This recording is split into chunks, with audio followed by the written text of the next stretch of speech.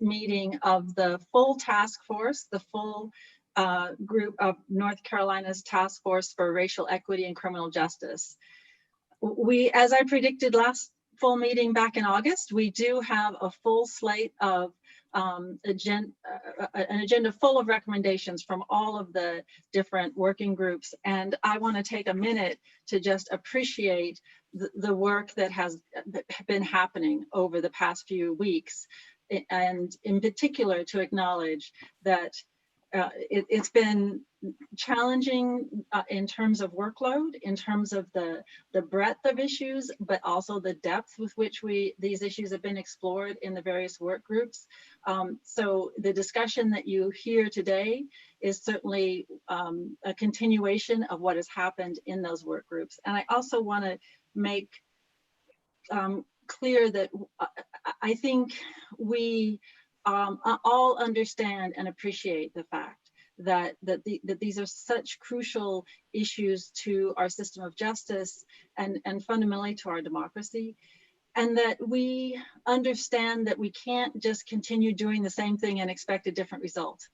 So I think we all are committed to that. And while in our work groups we've had some really valuable different points of view presented, and yet still at the same time always try to reach consensus, we expect and we appreciate, and this has to be a task force where different points of view can be expressed and discussed. So I hope that will continue. And I want to say a word about the importance of anyone who's watching this from the public to understand that this is an interim set of recommendations or considerations. Our work is not yet done. This is not our final list. So on any particular issue area, the recommendations that we're discussing today are not the complete and full set of everything that we think should be done. And I also bring the perspective of to the extent that there might be a sense that these are incremental or in the weeds or minor things. As a matter of fact, I think one of the, if I can bring an analogy from my work in the voting rights field, one of the things that was genius about Section 5 of the Voting Rights Act when it was in effect was that any change affecting voting had to be examined. It was an understanding that whether it was something as broad as an entire redistricting plan or as narrow as moving a precinct, it could vastly impact people's right to vote. And I think the same thing is true in the criminal justice realm, that it could be a huge fundamental systemic change in how we do something, or it could be what seems like a minor tweak that actually changes incentives and has a huge impact. And of course, all of our work and everything that we're doing is geared towards eliminating the racial disparities and the racial inequities that we currently see in the system, so that we are closer to guaranteeing equal justice under law. And I just want to appreciate all of you and thank all of you, because what has shown through in all the work that we've been doing is the commitment that you have, that each one of you has to that principle, and the commitment that the stakeholder groups that you represent have to that principle. So thank you. Quickly to go over some of the logistics, I want to highlight that we have continued to receive a lot of public comment on our website. All of that is on the site for the public to see as well. We've received letters from so many different stakeholders. We've received letters from victims of crime. We've received letters and very thoughtful recommendations from people currently in the criminal justice system, whether facing charges or already convicted and incarcerated. We've received letters from and input through email from such a wide range of individuals across the state who also share this commitment. And I just want to reassure people that those have been reviewed, they have been received, and we are paying attention to them. Our next public hearing is a week from today. And you can sign up to speak at that public hearing on our website. It's the last public hearing we will have before our report on December 1st. It's not the only or last opportunity to have input, but for people who are considering participating in the public hearing, I would suggest that to the extent you comment on the things that we are considering as proposals or recommendations that we are making, that would be very useful to us. So an important note for everyone to understand, unlike our past practice where we were making interim recommendations that we thought could be implemented right away, We are now in the process of preparing recommendations for the December 1st report. So after today's meeting, the recommendations that this task force today votes on will go up on our website for the public to see as provisional. And then they will become final when they are incorporated into the December 1 report to the governor. So that allows some opportunity for feedback from the public. It allows us, staff, may want to make some non-substantive edits to ensure consistency of language. And in some instances, as you all know through your work group work, there's some overlap across issue areas, and there may be some combining of recommendations. So just wanted everyone to be clear that that's what will happen with what we vote on today. And finally, I want to note that we've all been wrestling with the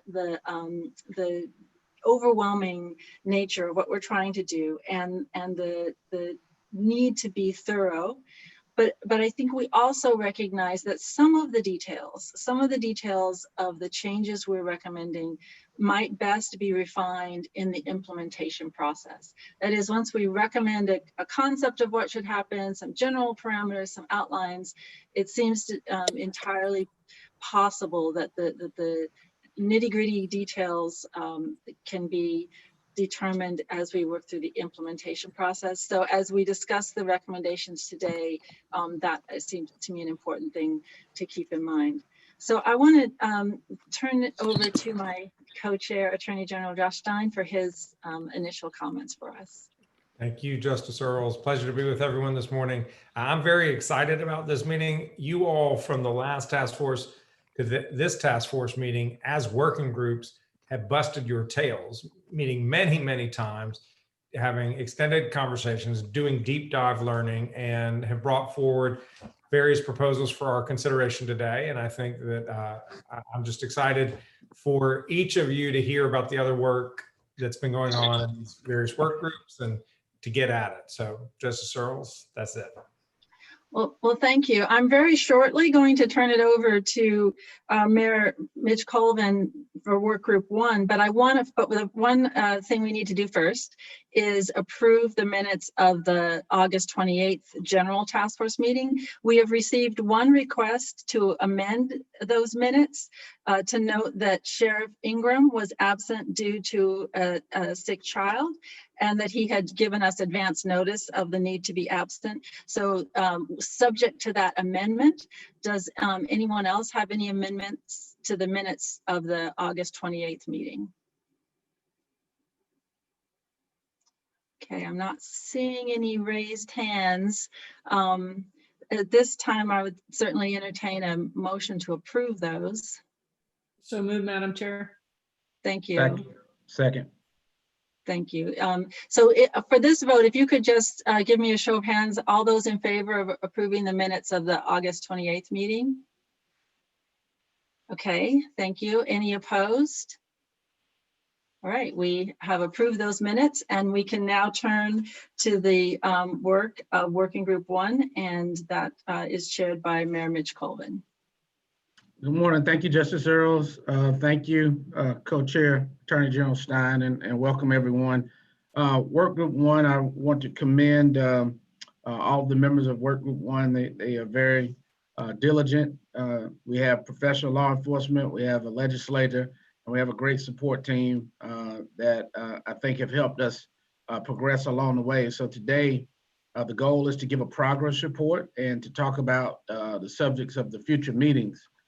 So as we look at the topics that were completed so far, we really had a deep dive into recruitment and retention. We'll talk about that in more detail, and also officer training, which I think are very important as to the overall relationships that officers have with the community. We have topics that will be that are remaining that will be discussed starting October 15th. That will include a civilian oversight board, which we understand is a subject that may be discussed in some of the other various work groups. So we look forward to adding our comments and recommendations to that discussion. Also, data collection was an important topic that we will tackle and dive into. Psychological evaluations. We talked in depth about the mental well-being of our officers and the psychological tracking, and to make sure that not only are we looking at their physical well-being, but their mental well-being. And Representative Galliard was real adamant about that, which I think is a great point. Officer-involved shootings, entities responsible for investigation and prosecution to make sure that we have a process that the public can trust and believe in, which we know has been a major factor into the civil unrest that we've seen across the nation. And no knock warrant legislative changes, which I'm sure some of the other work groups may be diving into that, but we'll talk about that also on our October 15th. So we really have a real robust schedule for October 15th. Also, October 22nd, we want to talk about body cams and asset forfeiture. Recommendations that this work group will make to, of course, the task force, but that could be made to the Standards Commission regarding decertification, data collection, and prevention of wandering officer issues, so that officers who have had problems in one agency can't move to another jurisdiction that is tracked. And then on October 29th, we want to finalize and summarize all of our recommendations for accountability and cultural change. The recommendations that we have agreed upon that we're asking the task force to review and ultimately vote on are listed on the next page. We basically have 6 recommendations that we would like to present. One is creating a best practice document for recruitment and retention, which will help all agencies, large and small, understand how to achieve diversity, increase cultural awareness, and ensure that officers have emotional intelligence in order to better serve their community. And we think that's very important, that there's consistency and at least best practices. We know that the various departments, based on size and resources, may not have the ability to do everything the right way, but if we could have a best practice goal, I think the work group at the task force should consider that. Recommendation number 2 was recommend that the legislator amend the North Carolina General Statute 17C-25 to make every county eligible for the CJ Fellows Program, which I think right now the larger counties are excluded from participation in that. We'll also ask that the legislators should increase the amount of funding or the budget to reflect support for the administrative needs of this program, as well as the ability to add additional participants. And so we thought that was very important with building relationships organically in the various communities. Recommendation number 3, each commission should collect demographic information for those entering the BLET training, those graduating, and those currently certified by each commission. Recommendation number 4, task force must coordinate with the 2 commissions to ensure that there's consistency between the 2 codes, and that any additional recommendation made by the task force are placed before the commission for consideration. And so we knew that there were some areas that were not consistent between the Sheriff's Association and the other law enforcement certification of CJs, I think. And so we wanted to make sure that, and we had the benefit of Sheriff Ingram and Chief Davis, who were able to speak to that from a professional standpoint, which was very helpful to us. Recommendation number 5, support the ongoing work of the committee to create North Carolina law enforcement accreditation programs, which is kind of self-explanatory, but we wanted to make sure that we supported that accreditation and encouraged all to work towards those standards. And finally, recommendation number 6 was to draft legislation to require the creation of a diversity task force in agencies that are larger than 25 employees, which we think would greatly benefit the relationships in the communities. And so some of the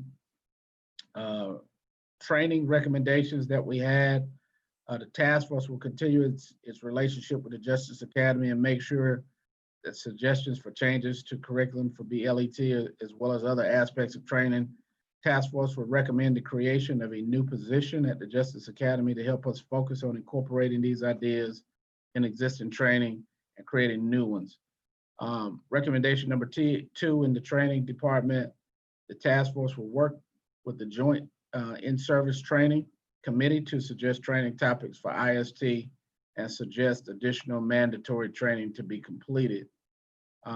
Recommendation number 3 in the training, all agencies will have a culture that prioritizes emotional intelligence, respectful community interaction, and good mental health, again, which we know is an important critical part to job performance. Agencies will formalize these priorities through policy and procedure, train their employees regarding the consequences of violating those said policies. And then recommendation number 4, study how the physical and mental wellness of officers affects their ability to perform their job. We touched on that earlier. And recommendation number 5, that training programs must be studied and measured to ensure desired outcomes and guard against unintended consequences. Legislative funding is necessary to hire additional staff, as we said before, for the Justice Academy or outside consultants to help us develop those training and measure the outcomes and then report back.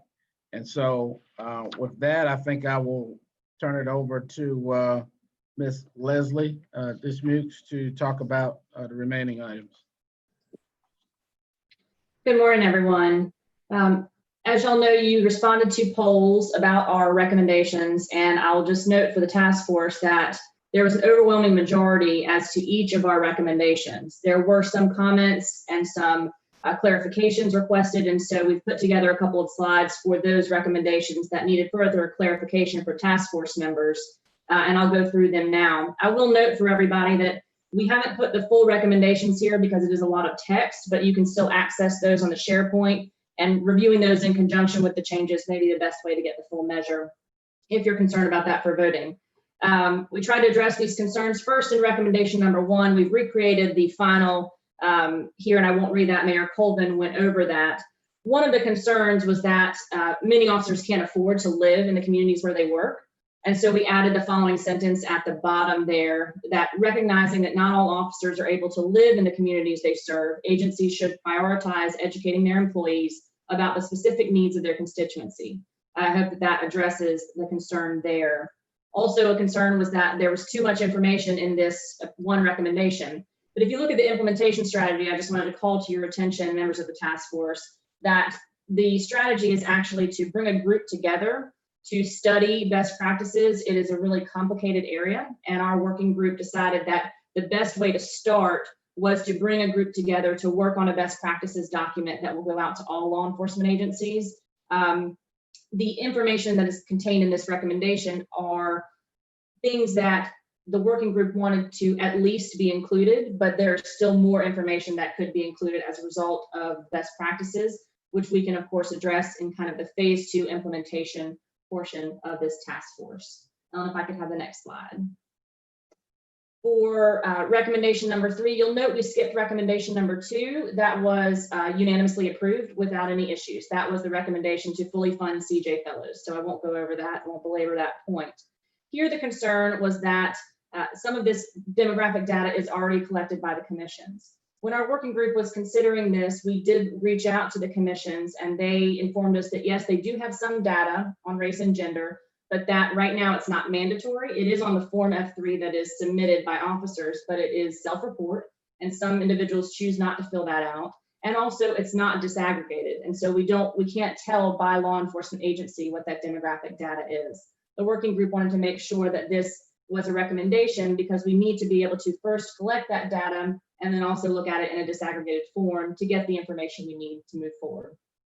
Next slide, please. Recommendation number 4 under recruitment and retention, we made a couple of changes here to emphasize the point that we understand the task force makes recommendations to the commissions. The commissions have a procedure as set forth in the administrative code that they have to use for rulemaking. And what the task force can do is make recommendations to them. We cannot require them to do it, to take any action. And so we edited this recommendation to make sure that that was clear in the places that you see here in red. That said, I think that the working group was very adamant that it's important to make recommendations to the commissions. The commissions are the 2 bodies that certify all of our law enforcement agencies in the state. And this task force is charged with coming up with certain information that they believe the commission should consider. And I think that it's absolutely appropriate to do that. Any citizen can make a recommendation for consideration for the commissions. And so this task force certainly can do the same. Next slide, please. In recommendation number 5, under recruitment and retention, this has to do with the accreditation program. There were several concerns here. First, that the department size might make compliance an issue with the accreditation standards. So we edited the text as you see it here to add accreditation standards should make allowances for the feasibility of certain standards based on department size. And one of the concerns that we heard from several folks was that making accreditation mandatory could cause problems for some agencies. I reached out and spoke with the committee chair for the NCLEA, and many of you probably know Bill Hollingshead. He is a former commission chair for the CJ Commission, former chief of police, and has been involved in these issues for some time now. And he indicated to me that he believes that the accreditation committee feels that every agency should meet the same set of basic standards and professionalism, and that they're specifically designing the accreditation criteria so that agencies can meet that goal. It lines up very well with the mandatory nature of the recommendation from the working group. And so I hope that that alleviates the concerns of any member who was concerned about it making it mandatory. I believe that that's the intent of the NCLEA committee as well. And then you'll see the other edits there. We removed the reference to the Sentinel Event Review as it has not yet passed the task force. We added the word racial to the different types of diversity needed. And then we clarified again that these recommendations would be submitted to the commissions for consideration. Next slide, please. This last recommendation under recruitment and retention, the feedback that we received is that the diversity task force is not well defined, nor is there evidence that it is needed. The implementation strategy, however, if you read the full recommendation, talks about the steps to accomplish that. And the first part is doing a survey to ensure that we have the full amount of information from the law enforcement agencies, that we know which agencies have task forces, that we know what they're doing for diversity, and that we can then put together a group to recommend best practices, both to the NCLEA and also to perhaps the commissions or whomever might need a recommendation. And so certainly there will be a legislative recommendation for funding if that's necessary, and all of those things will come out of this working group. We didn't further define it in this recommendation because I think, as Justice Earls pointed out, there will be a follow-on and a need to come back and do the implementation parts of all of these recommendations for the task force. Next slide, please. Moving on to our training recommendations, you'll notice that we skipped recommendations 1 and 2. Recommendations 1 and 2 deal with working with the Justice Academy to make changes to BLET, and also working with the Joint In-Service Training Committee to suggest changes for topics. The reason why we skipped those is because they were both unanimous from all of the poll responses. With respect to recommendation number 3, one of the concerns was that measuring culture is a difficult thing to do, and so how will we define that?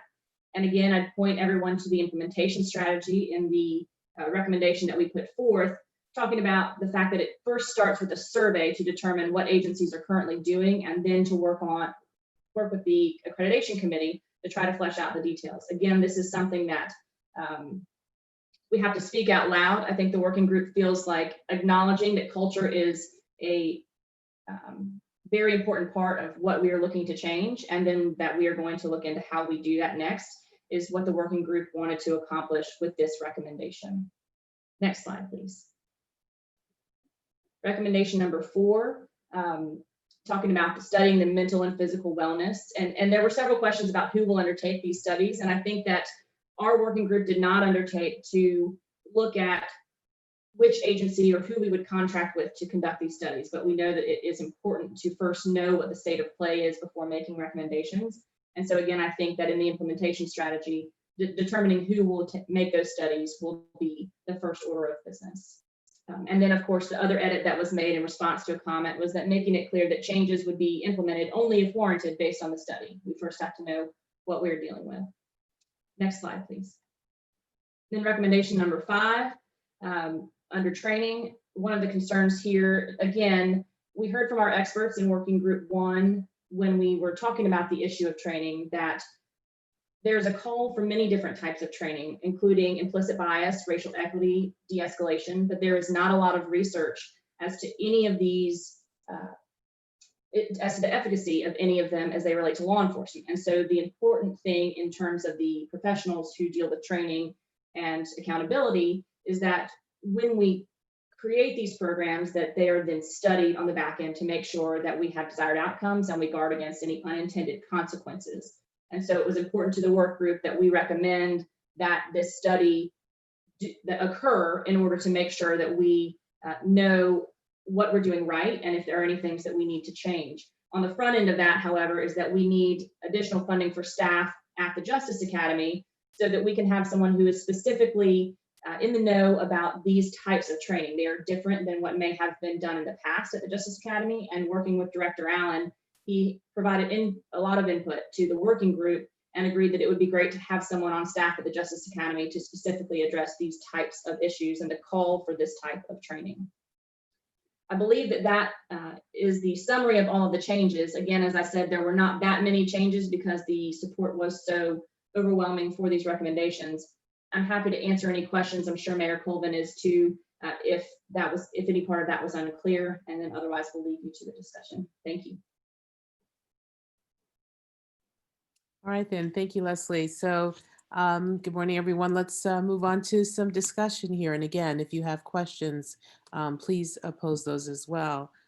But we'd like to have you think about and talk about what was just presented. Is there things that you're excited about? Are there things that you still have some concerns? One of the questions that we'd like you to address is that are there other recommendations based on the things that you just heard? Are there other things that you would suggest? Are there things that you got from that weren't included or that you want to bring in from the idea bank? Just really want to open it up right now to your reactions about the recommendations from Working Group 1.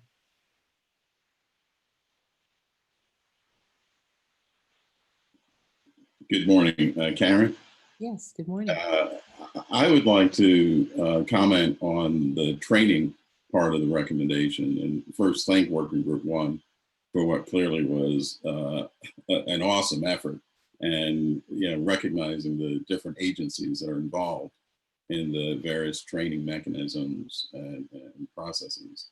I guess the big concern that I would raise is, especially coming from my constituency, which I sort of consider the community, most especially the African American community, but a community that's concerned about what appears to be a warrior mentality among some law enforcement agencies, and what I would consider would be the need to name that concern and to name the sort of competing theories of policing, which includes something approaching the servant mentality or the guardian mentality, and that these concepts have significance in the community, and that there's value in naming these different approaches and recognizing the need to accomplish a shift from what has been seen as an over-militarized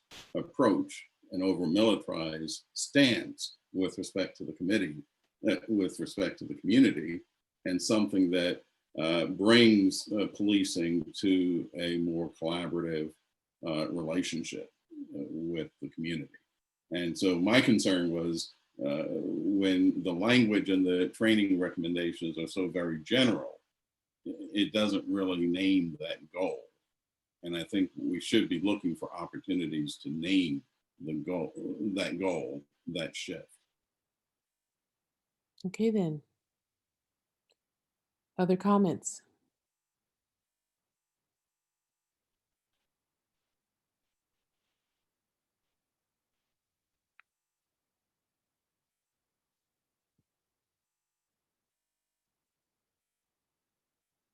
So again, any other, do you think there are other recommendations? Again, are you thinking about other language, as it says here on the screen? Anything that, as you were going through, looking in the idea bank, anything else that needs to be considered for recommendation? And well, I kind of wanted to, yes, ma'am, I kind of want to kind of respond to that. I know that that conversation came up. We, as I said before, our work group has Sheriff Ingram and also Chief Davis from a professional law enforcement standpoint. And I know that as we were reconciling some of the discussions from the other work groups, that specific language was in there and we talked about it. And there was some concern from a professional standpoint about it. And so maybe Chief Davis and Sheriff Ingram, I don't want to put you on the spot, but I kind of, maybe if we want to rehash some of that discussion to help better understand. I think the main thing is putting some pretty stern standards in place with consequences if they're not followed. But I don't know if the work group got to a consensus that labeling it in that way was the particular path that we needed to take. But from Sheriff or Chief Davis or maybe Representative Gallup, if you all recall that, feel free to jump in. I do. I recall us having the conversation, and I think, the warrior versus guardian terminology just has taken on sort of different definitions, in law enforcement around the country. But from a layman or a community member, the terminology warrior would have an impact that, or a militaristic kind of, connotation to it. I think the training itself needs to be directed in a way that we don't hang our hat on language so much, as opposed to the quality of the actual instruction and what we're trying to convey to our trainees about serving and being servants and protecting our community. So I don't know that it might just be good that we just completely eliminate warrior from, our conversations or in our training, so that there isn't any misunderstanding, because officers feel that sometimes they get into situations that require them to be sort of the warrior. We don't have to call them warriors, we just call them survivors, or whatever that terminology should be.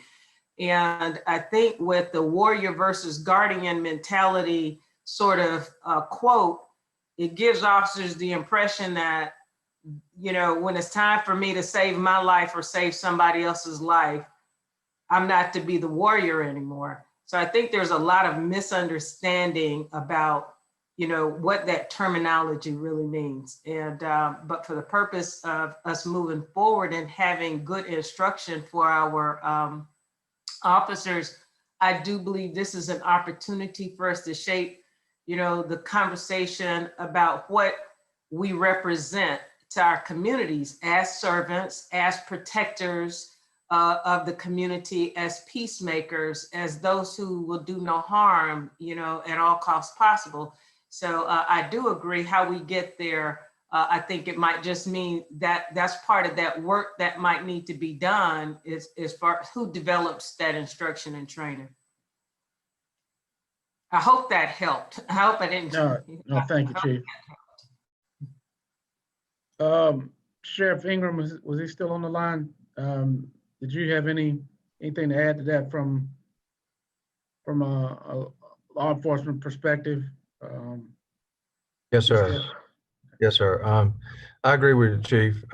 We had a discussion about it, and I think it's extremely important that we note that the vast majority of law enforcement officers get into the profession to be servants and guardians, but from time to time, they are placed in a position of defending their lives and the lives of innocent people.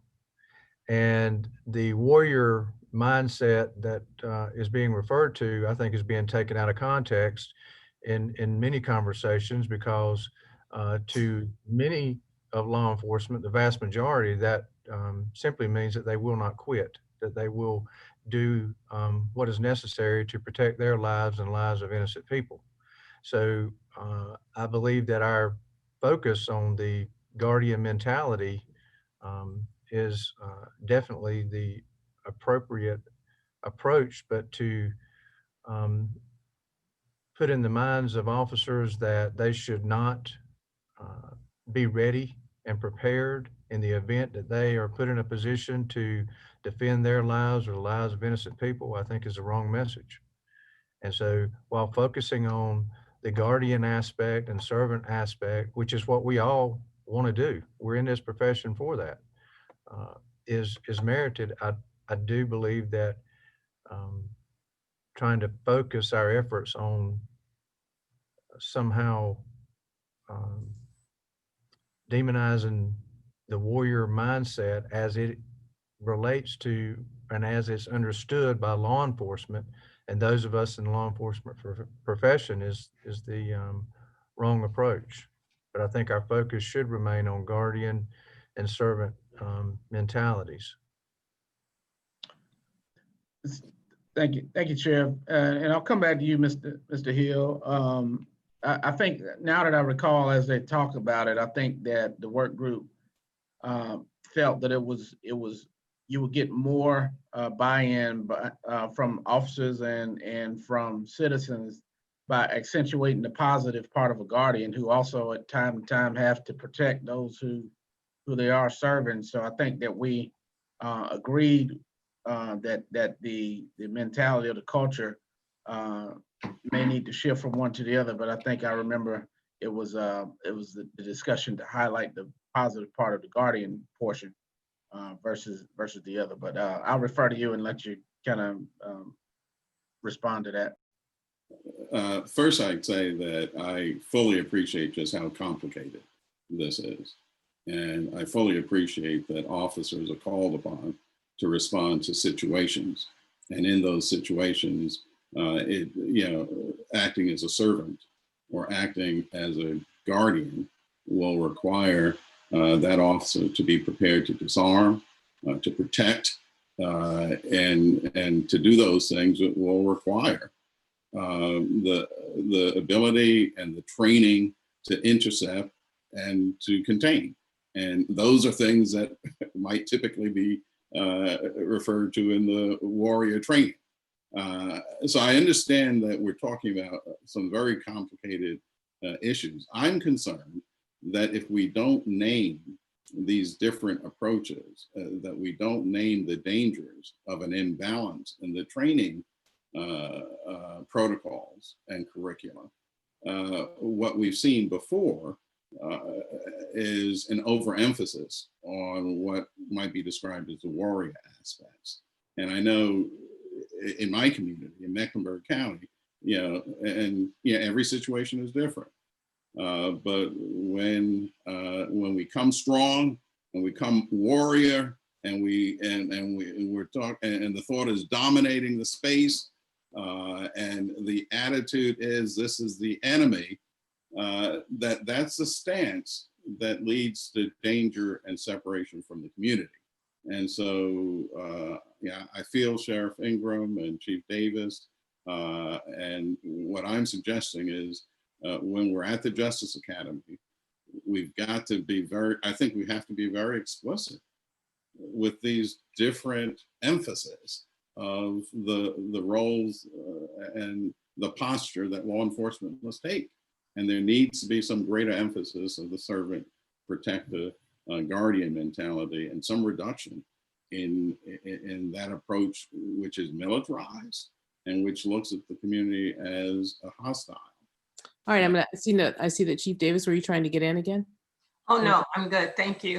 Okay, excuse me. I saw that you were trying to get in.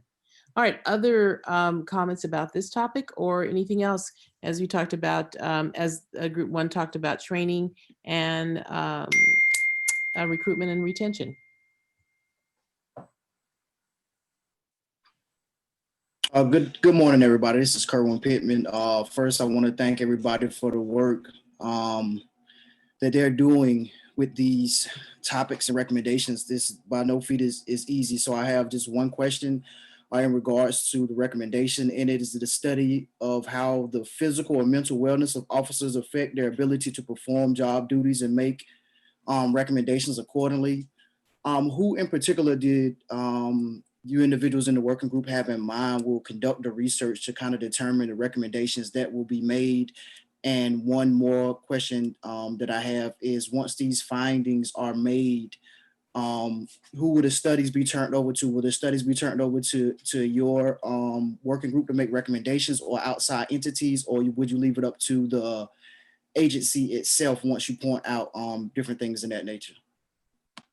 That's a great question, Mr. Pittman. I think what we talked about was that we were not able to in the work group put together a fully execute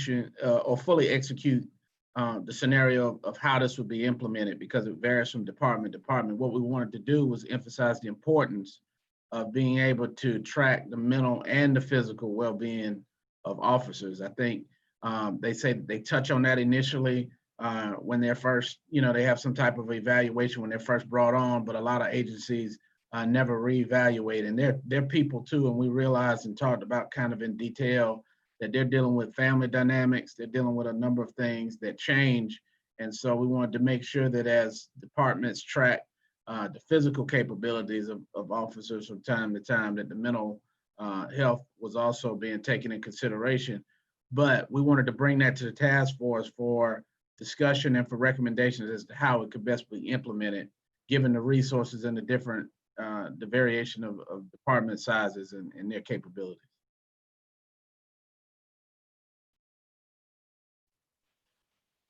And Chief Davis and Representative Gallard or Ingram or Leslie, you all can jump in, but that was my recollection of the discussion.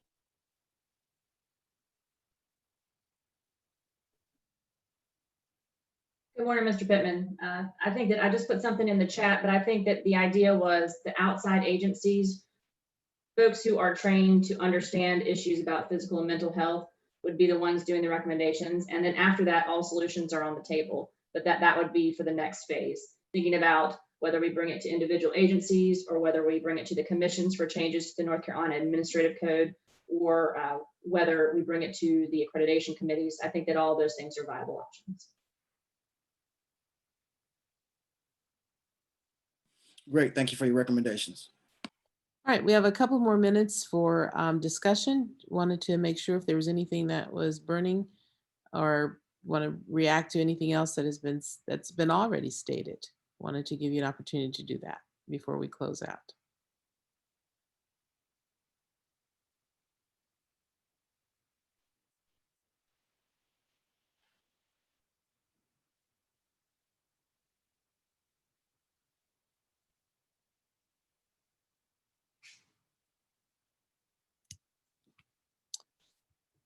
All right, well, I'm not going to belabor. I am going to respect silence, and I am going to respect if people have something that they just want to say, but don't want to belabor it if you don't. Well, just want to ask the question, do you think that have the recommendations gone far enough?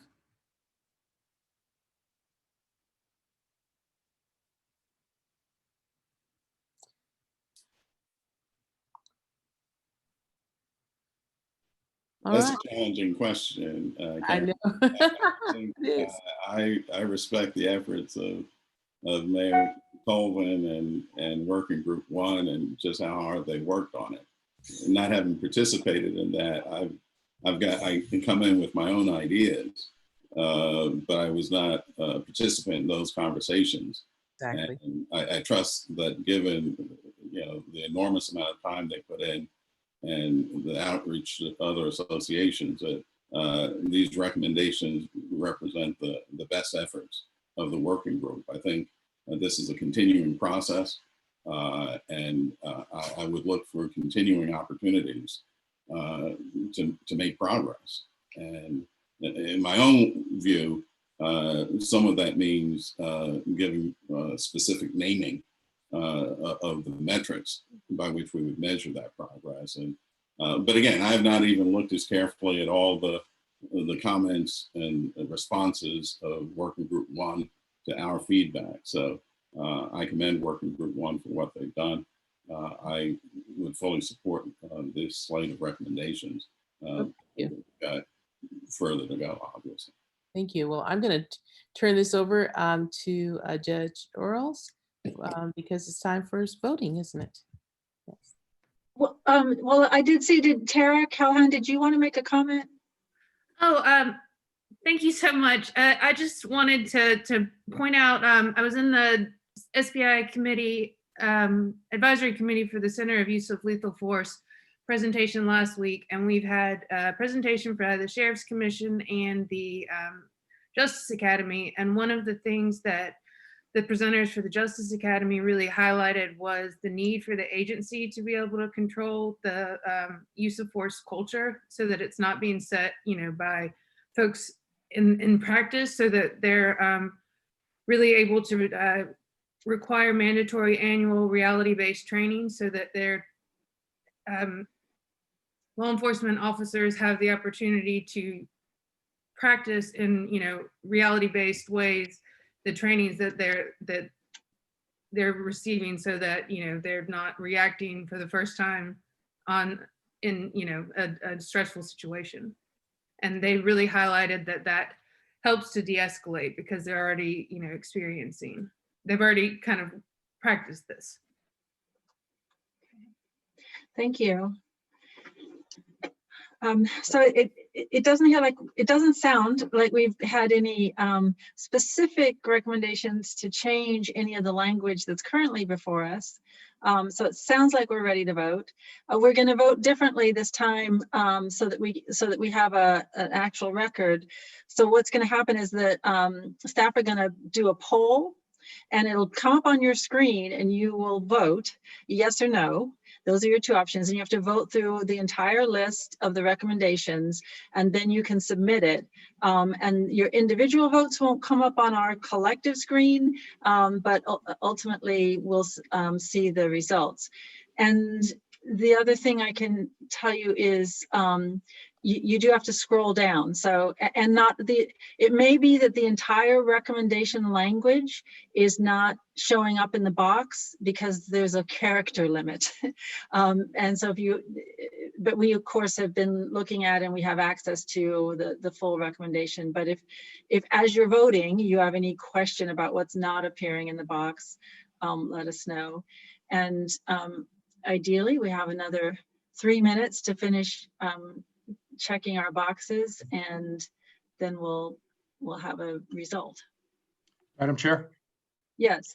This is John Letney. I apologize for being late into this. I was actually looking for the recommendation. I just, when you had said comments about maybe changing language, I did have just one thing I wanted to add to the conversation. Most of my comments from the surveys, the polls we had done before, are already on the record, so I won't reiterate all those. But I just did want to comment about the recommendation to draft legislation to require the diversity task force. And while I think that's a good concept, I don't think it rises to the level of legislation. So our conversation over the last few minutes has brought to mind the concept that if this were to move forward, it may be better placed as part of the accreditation program, because with an accreditation program comes more commentary, more explanatory information, maybe staff support in helping that come to be, where in legislation that typically is not the case. So I'm not sure this rises to the level of requirement of the of it to be law, but if the concept can move into the accreditation, I would recommend that be something that would be considered. So are you suggesting that the language of this recommendation should be in the alternative, or are you saying it really should say that instead of legislation, it should be a part of the accreditation process? I think it should be part of the accreditation process, and I think it needs to be more fully defined. And there's several comments in the record under the survey results, which explain a little bit further. But I don't think legislation is the way to go to accomplish the goal that this recommendation is seeking. So I feel like I want to kick this back to the chair of that working group to see, Mayor Colvin, is this something you want? I mean, we can get other people's reaction to this, or we can hold on that one and vote on the rest and come back to the full task force on that one, or we can all just vote. Well, I'd like to see if that's something as I discussed that with the work group. I don't think we thought about that aspect of it, but you know, I certainly think that's reasonable if it becomes a part of an accreditation. But I'd like to hear from the other work group members about it. Chief Davis and Sheriff Ingram, Representative Gallagher. I'll just add that I think it could potentially be served in the accreditation process as well. I don't think we're saying that we're changing anything about establishing it. It just rests as an accreditation standard as opposed to an item that's pushed through legislation. So those are my comments. Justice I Earls, would agree with that. Okay. Josh, I also thought that would go well in recommendation 1, 2 as well, the best practices document. I mean, we're going to have best practices for large agencies and small agencies. And I think for the large agencies, we should recommend as part of that document that there be a diversity task force that helps that agency be even more effective. Madam Chair. Sheriff Ingram wanted to make a comment. Yes, I definitely agree that it would be better served under recommendations as compared to legislation. That was my initial concern on that. Madam Chair, Yes. if the working group members are done commenting, I just wanted to, as from a staff perspective, just give a process point that that one of our options is to continue with the vote now. And we had always had conversations about the ability to combine recommendations and also to potentially change implementation strategies through working with the working group after the fact. And we will have feedback that is coming in from various stakeholder groups that allows us to do that as well. So I wanted to put that on the table, that the recommendation could go forward as drafted for a vote, but edits are still possible.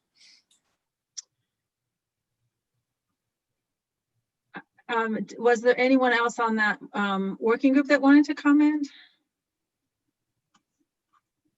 Madam Chair, this is Secretary Hooks. I'm not on the working group, but with the additional context that Jasmine has added, and I'm just reflective that we're walking along this journey, and this is but some of those steps.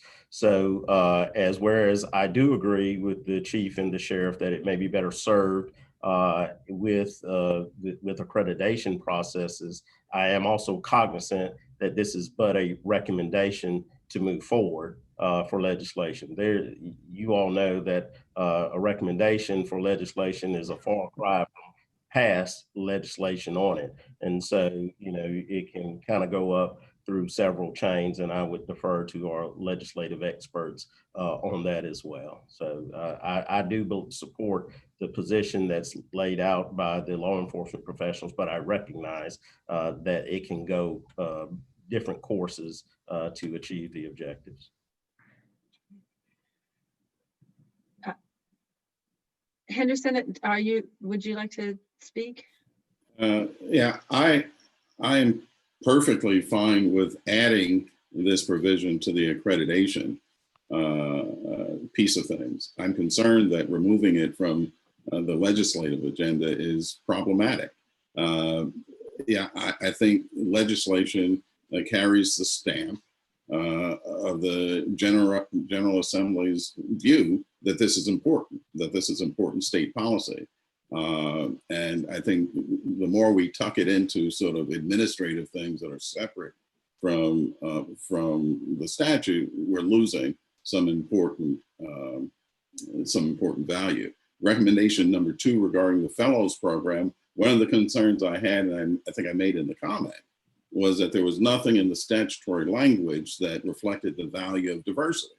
And so while this did not rise to the level of an objection to the program, it sort of triggers the concern that there are opportunities here to reflect the value of diversity.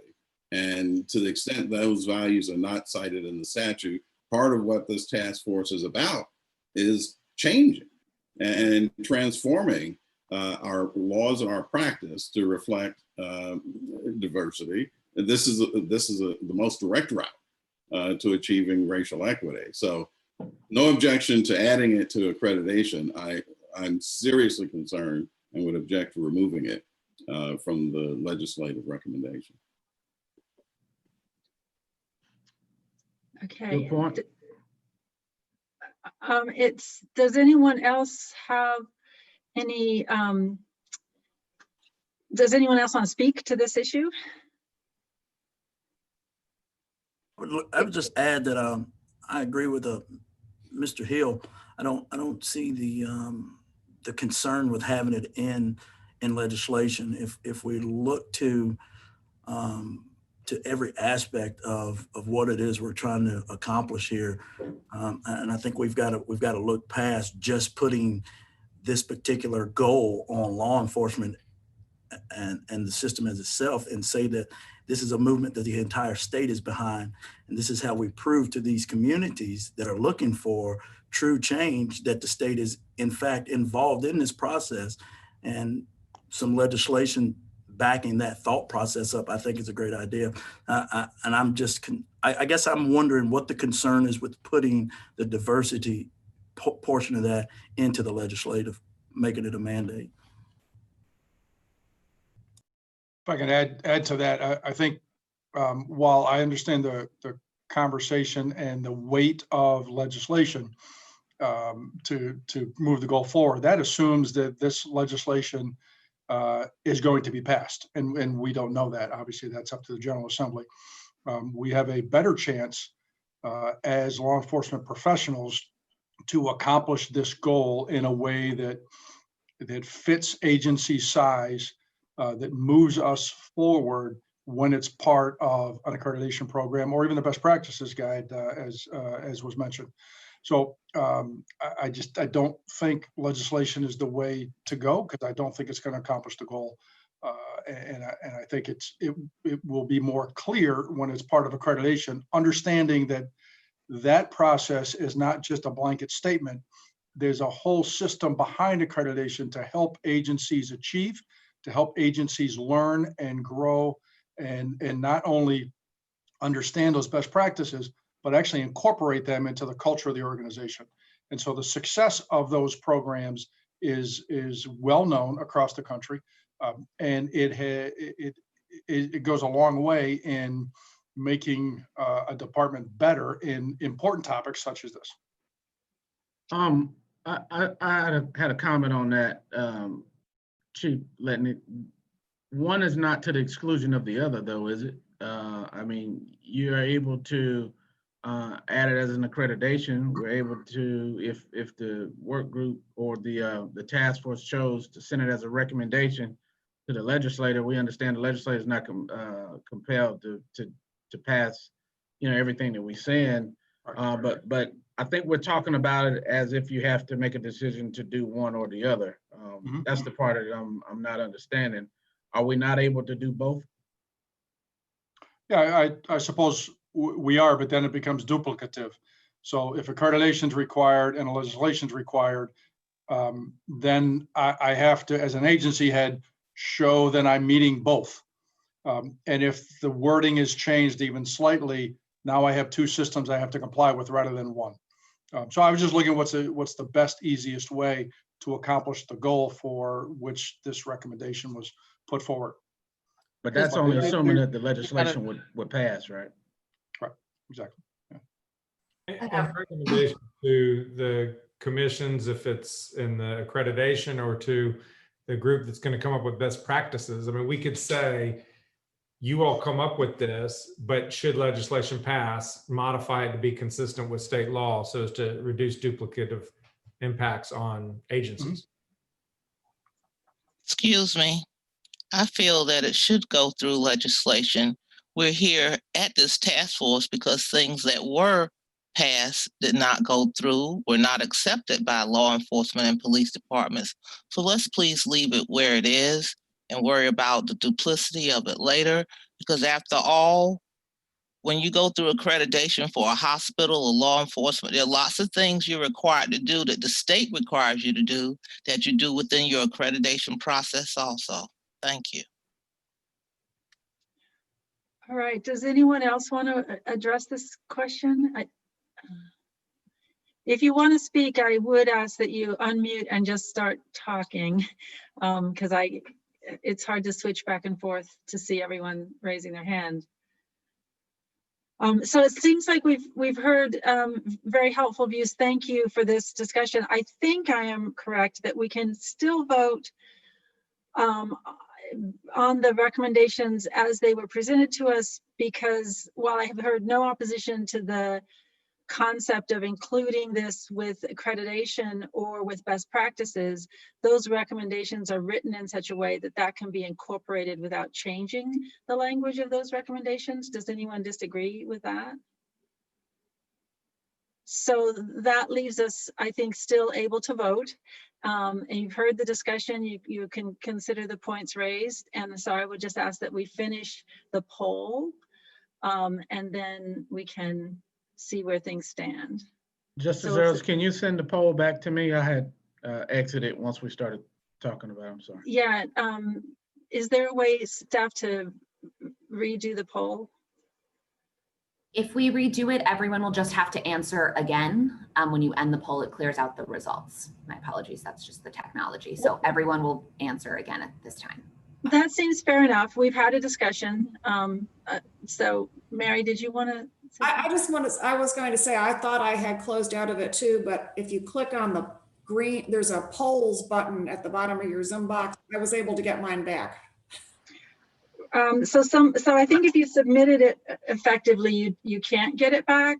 And so I think it's time to, I think it's time to, out of respect for the useful discussion we've had, sorry everybody, but let's just vote. Do it. If you could resend the poll, and we'll all vote now, having the benefit of the discussion that we've just had. Excellent. So I am now relaunching the poll. So even if you voted before, you have to, this is one time where you get to vote twice. Take advantage of it.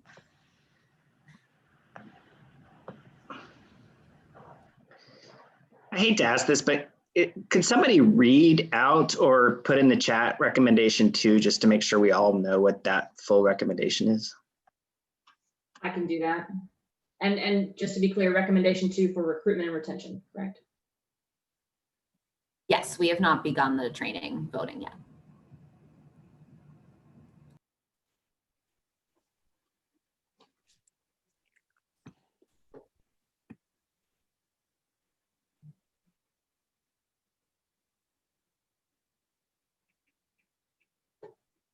Should be showing up in your chat now.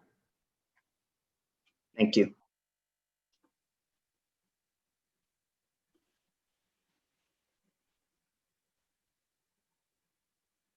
This is Ronnie Smith. I'm having problems with the submitting button. It probably means that you haven't ticked all the boxes. If you maximize that screen, there's a little button that's to the upper right-hand corner. If you click on that, it'll make the poll your entire screen, and then you can better easily see all the buttons that you have to, all the things you have to vote on. Thank you.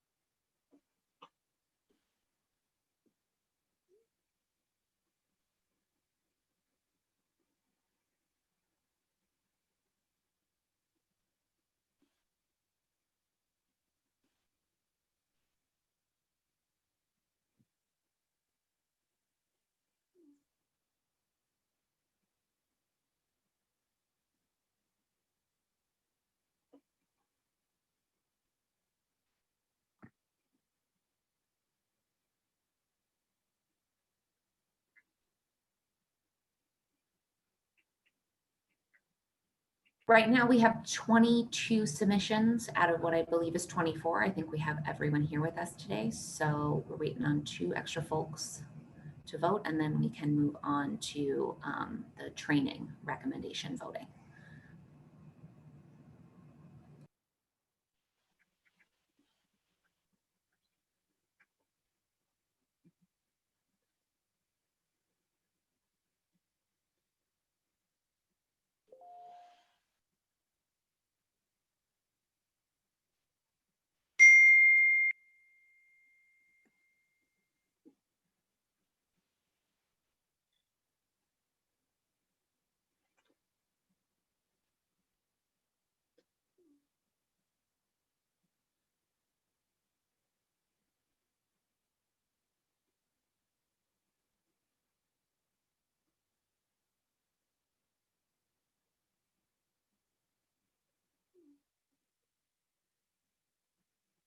Okay, we're at 23 votes. Is anybody still voting? I could be off on my count for folks who are here, but is there any task force member that is still attempting to vote that has not?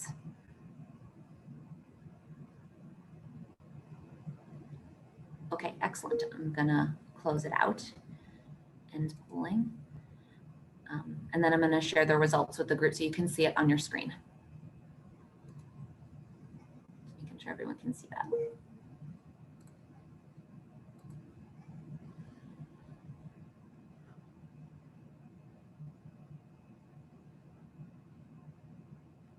It's like consensus to me. Yes, it does. It does. So I'm going to stop the share, and I believe I'll turn over to Justice Earls for the training recommendations. All right, I think we're ready to vote. Are we not ready to vote on this as well? Yes, I believe we are. So I can launch the polling now. Thanks.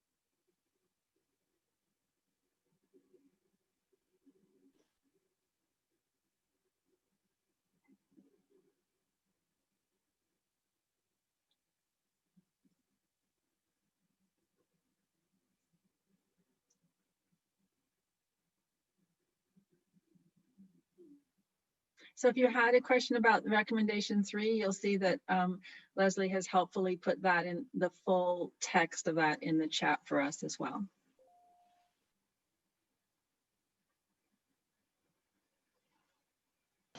And can that be done for recommendation 5 as well? It can. I will tell you it's a combination of multiple parts of the recommendation because of the space issue, but I'll put those separate parts up there for you.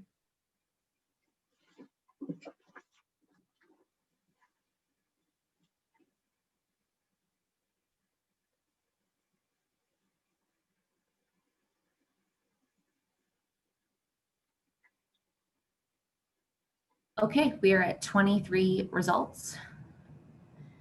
Again, I'm just going to ask if there are any task force members that are attempting to vote. Yeah, I'm reading number 5 again. I know I've seen it before, but.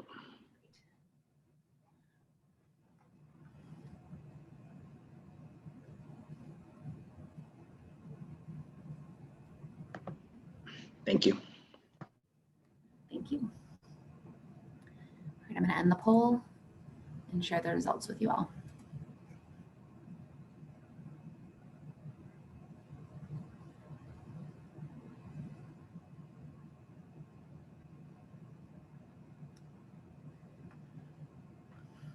Okay, well, thank you, Ellen. I think with that, we are ready to move to working group 2 and to hear an overview of that work group's progress and topics for the future from the chairperson, Secretary Hooks. Good morning, everyone. It's always a pleasure to be with you as this work continues. Very important work continues. I will start by thanking all the members of working group. Each member has been very engaged, been very intentional, and has brought a lot to the discussion from perspectives that they brought with them. And then we have indeed been doing the deep dive learning that the Attorney General has described, both in the materials that have been provided to us, and then really learning and listening to each other. And I often find that that is where the wisdom comes from. To date, Working Group T, we've had seven meetings, but many more hours of work that have gone into preparation and discussion. If you move to the next slide, we'll talk about the progress and report and for future meetings. I do acknowledge that immediately upon the formation of the task force, some immediate use of force recommendations rose and took hold.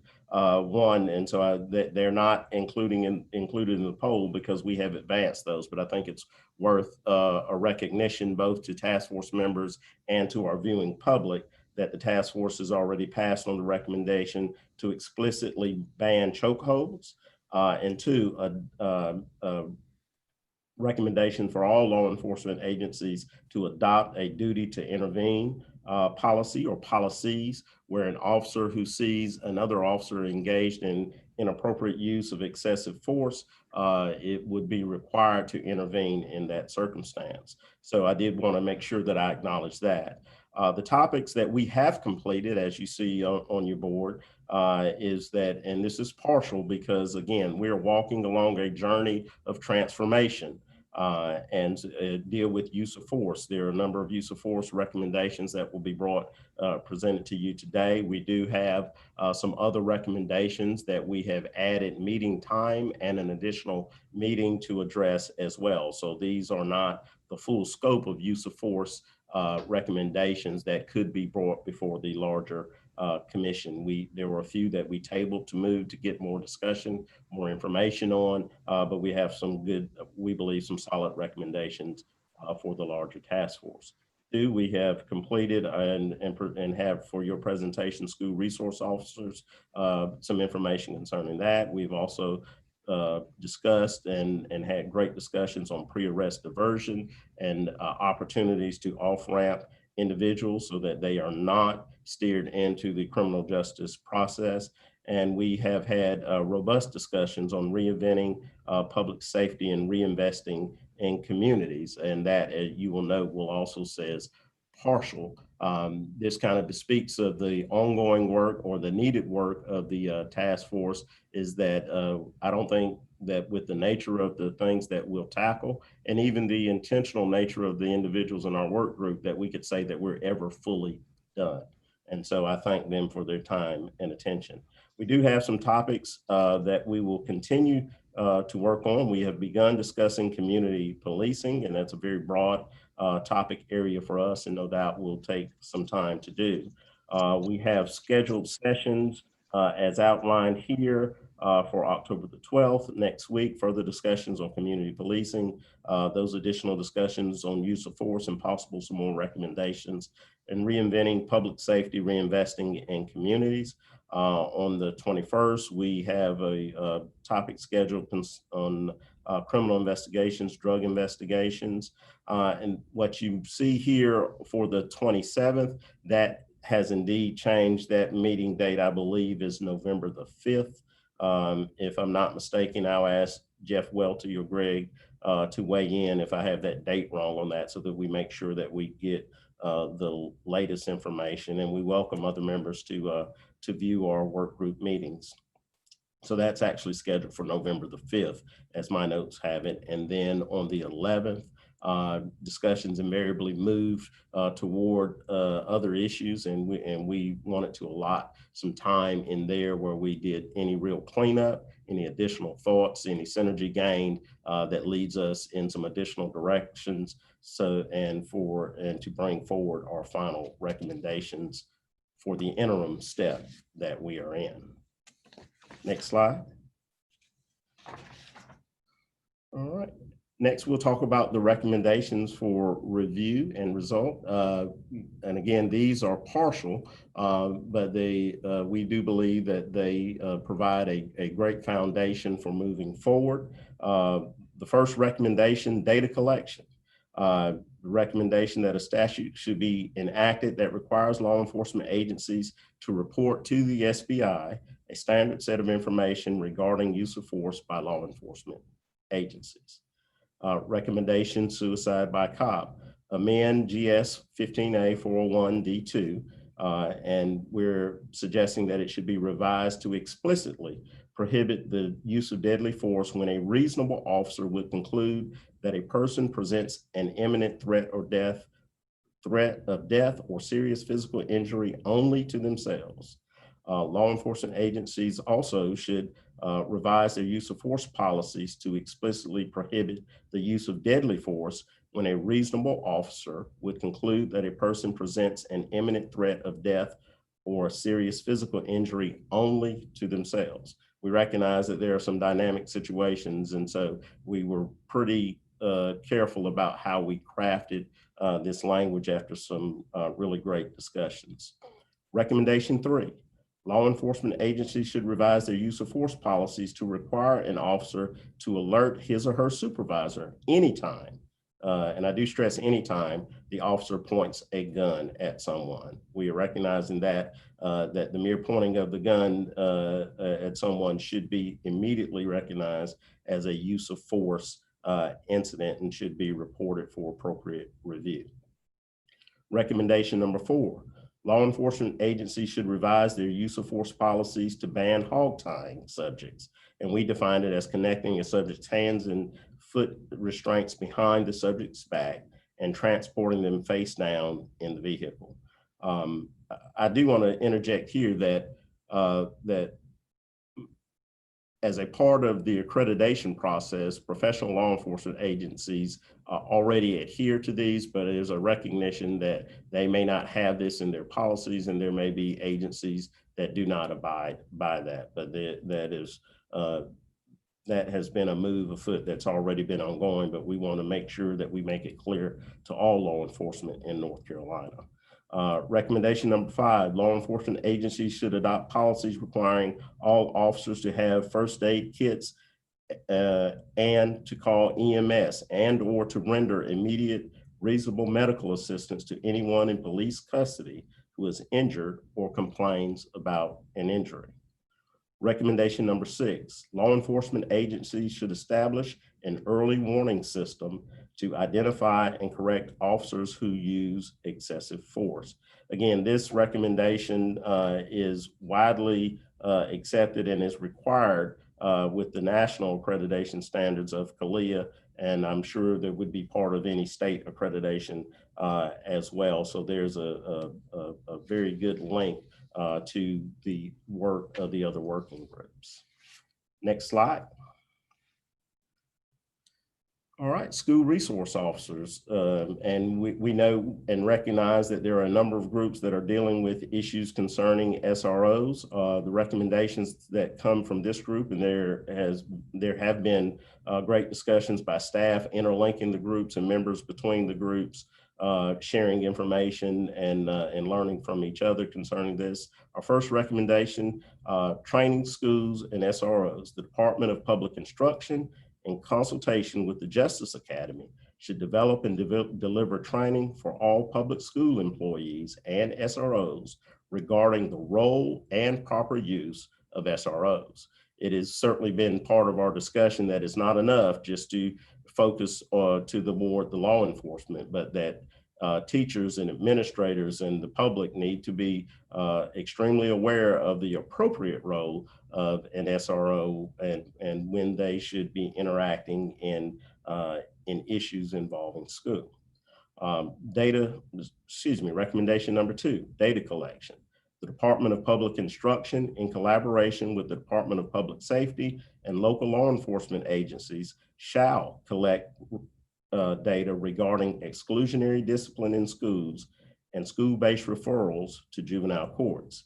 The data shall be published online at least annually and shall be searchable by school, by district, by student race, sex, gender, disability status, economic status, and grade, and by SRO involvement, all to the extent compatible and applicable with confidentiality laws. And again, we've had some discussion earlier is that, these are conceptual. Some of the granular details will need to be worked out, particularly with what may or may not be a public record with the legal guidance of folks as we move to application phase as well. And for the benefit probably of our viewing audience, when we talk about exclusionary discipline, we're talking about type of school discipline that removes a student from a regular learning environment. And so we want to make sure that we get good, accurate data on individuals that have received discipline that may lead to their suspension or expulsion or transfer to an alternative school.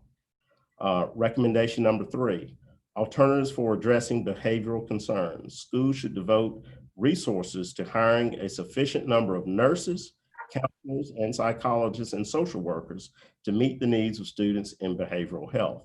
This has been widely discussed that all incidents certainly do not involve or the need for SRO intervention, and that there needs to be greater investments in those professions to better serve our schools. There are a number of kids that don't get the intervention that they need in the community, and schools are where some of those unfortunate incidents manifest themselves in behaviors, and we want to reach our kids right where they are.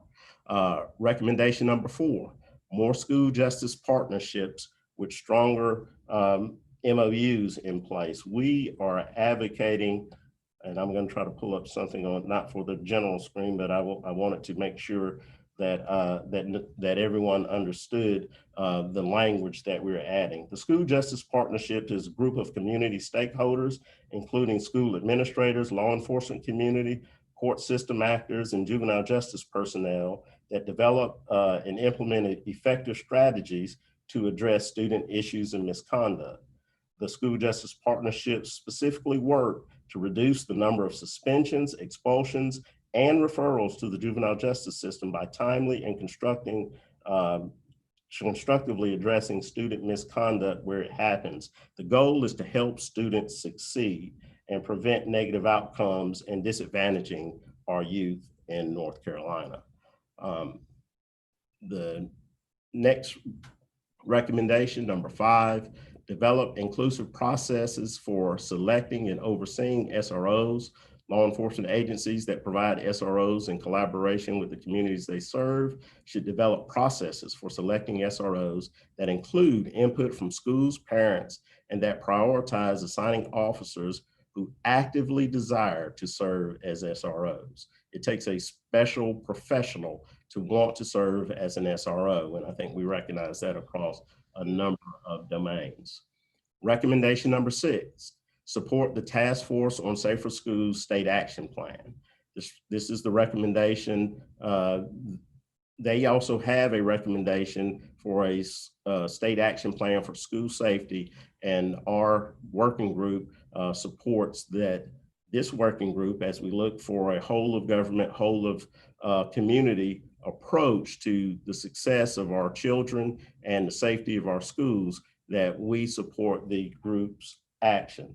Now, the Task Force for Safer Schools was established by executive order, and it is comprised of appointed stakeholders, including parents, students, teachers, school administrators, law enforcement, juvenile justice professionals, and mental health professionals. Our Attorney General and other folks also maintain seats on that task force, so there should be great synergy between this task force and that task force.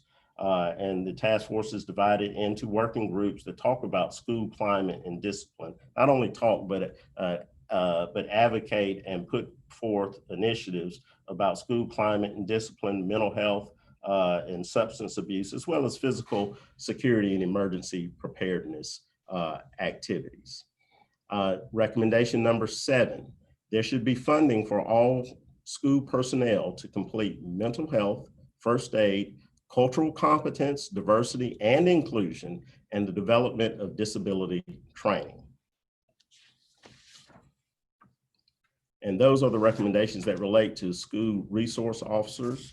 We have a recommendation or two recommendations for reimagining public safety. If you would move to the next slide, please. All right. Recommendation number one, communities should adopt strategies for responding to calls for services that involve mental illness, autism, intellectual disabilities, substance abuse, homelessness, and other non-emergency situations. These strategies should emphasize that law enforcement is not the best fit for every type of call of emergency services, and instead we should focus on providing needed services and support. Approaches communities should consider include co-responder units pairing crisis-trained officers with social workers and or other professionals. Models such as the CAHOOTS model, which is out of Eugene, Oregon, and the STARS model, which is out of Denver, Colorado, that provide for the dispatch of non-law enforcement personnel to appropriate calls. Every call would not be appropriate for them to immediately respond, but to appropriate calls. And then C, at minimum, the dispatching of officers with crisis intervention training, but ideally officers who specialize in crisis intervention. And when we talk about crisis intervention training, we're talking from a generic standpoint, not a specific endorsement of a entity that may have patented or have some claim to the title of crisis intervention training. Recommendation number two, crisis intervention training should be made part of the curriculum for basic law enforcement training and should be provided to all current law enforcement officers. All right. Next slide, please. Pre-arrest diversion recommendations. We've also tackled, and this work is still not completed, so a number of areas where we could off-ramp individuals so that they don't even have full contact with the criminal justice system. So recommendations, local government entities, including city councils, county commissioners, judicial and prosecutorial districts, and school boards in partnership with law enforcement agencies, service providers, and directly impacted people should establish pre-arrest diversion programs throughout the state, recognizing that there are differences in the state. It has to be tailored for that area with some baseline supports. The state should encourage and support these programs through appropriated and/or grant funding. Diversion efforts should build on current examples such as LEAD, the CORE program, which is in Orange County, the HOPE initiative in Nash County, but we do recognize that many of these programs have not historically benefited people of color, but they are an upstream intervention and can prevent criminal justice involvement. Those who design, implement, and fund such programs should insist that the emphasis on racial equity in every aspect of the program and guard against the risk of racial inequity in a discretion-based program, including by prioritizing systemic data collection on race and ethnicity at all points in the program, comparing program demographics to county, state level demographics for people who are eligible for the program but not enrolled, and including cultural competency training and education, not just on substance misuse, but also on racial equity and the overuse of the criminal justice system. Concept of collateral consequences for criminalization and the effects of the racialized war on drugs. And that is footnoted here in the remarks, and Jeff or other staff members can draw your attention if you have questions concerning that reference. And also ensuring that these programs are provided at no cost to the participant. And so with that, I'm gonna ask Jeff, if you go to the next page, if I have missed anything or if there's any additional context that you would like to provide, and then maybe we can push on to the next slide as well. And I'll turn it over to Jeff for any additional context. Yes, sir, thank you. Not much to add. I think obviously you covered it all. Just a couple of quick points for the group. The first is the same point that Ms. Cooley-Dismukes made with regard to Working Group 1's recommendations, which is that the language that's been displayed on the screen is essentially a short summary of some of the recommendations where there were multiple recommendations that need to be fit on one screen. Everybody had the full text of the recommendations, including the problem statement and the ideal future state in connection with the straw poll voting. It's also available on the SharePoint that the task force has access to. But just a reminder that in some cases that was sort of an abbreviated language. The second thing that I wanted to mention, which is reflected on this screen, is in the straw poll process, every recommendation that came out of Working Group 2 received overwhelming support.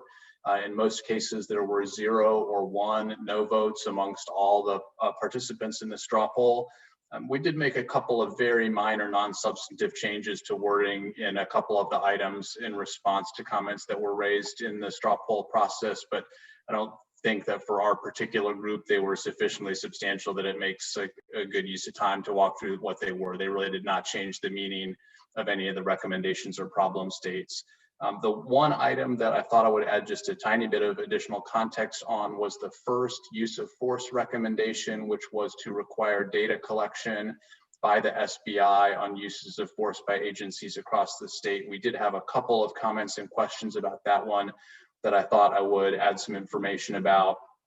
The first set of comments or questions related to where the definition of use of force came from. The recommendation calls for collecting data on all uses of force beyond that necessary to handcuff a compliant suspect. And some people wondered, is that too narrow? Is that too broad? Is that understandable for law enforcement? And we heard from a number of experts with regard to use of force, how officers are trained on it, how it's defined in agency policies. And we went through a couple of iterations of drafting, but settled on this language that's in the recommendation now, which was provided to us essentially by Professor Seth Stoughton at the University of South Carolina School of Law. He's a former police officer, and that definition of use of force is the one that he recommended for data collection. And he indicated, and what we seemed to get out of our group was that officers who are trained on the use of force continuum and the idea of soft hands, hard hands, less lethal force, et cetera, would be able to understand and implement that definition. The one other comment or concern that we had with regard to that recommendation was, hey, the FBI already collects some data on use of force. Are we doing something that's redundant here? And we looked into this some in the group. The FBI collection is voluntary, not mandatory. Only about 40% of agencies participate in it.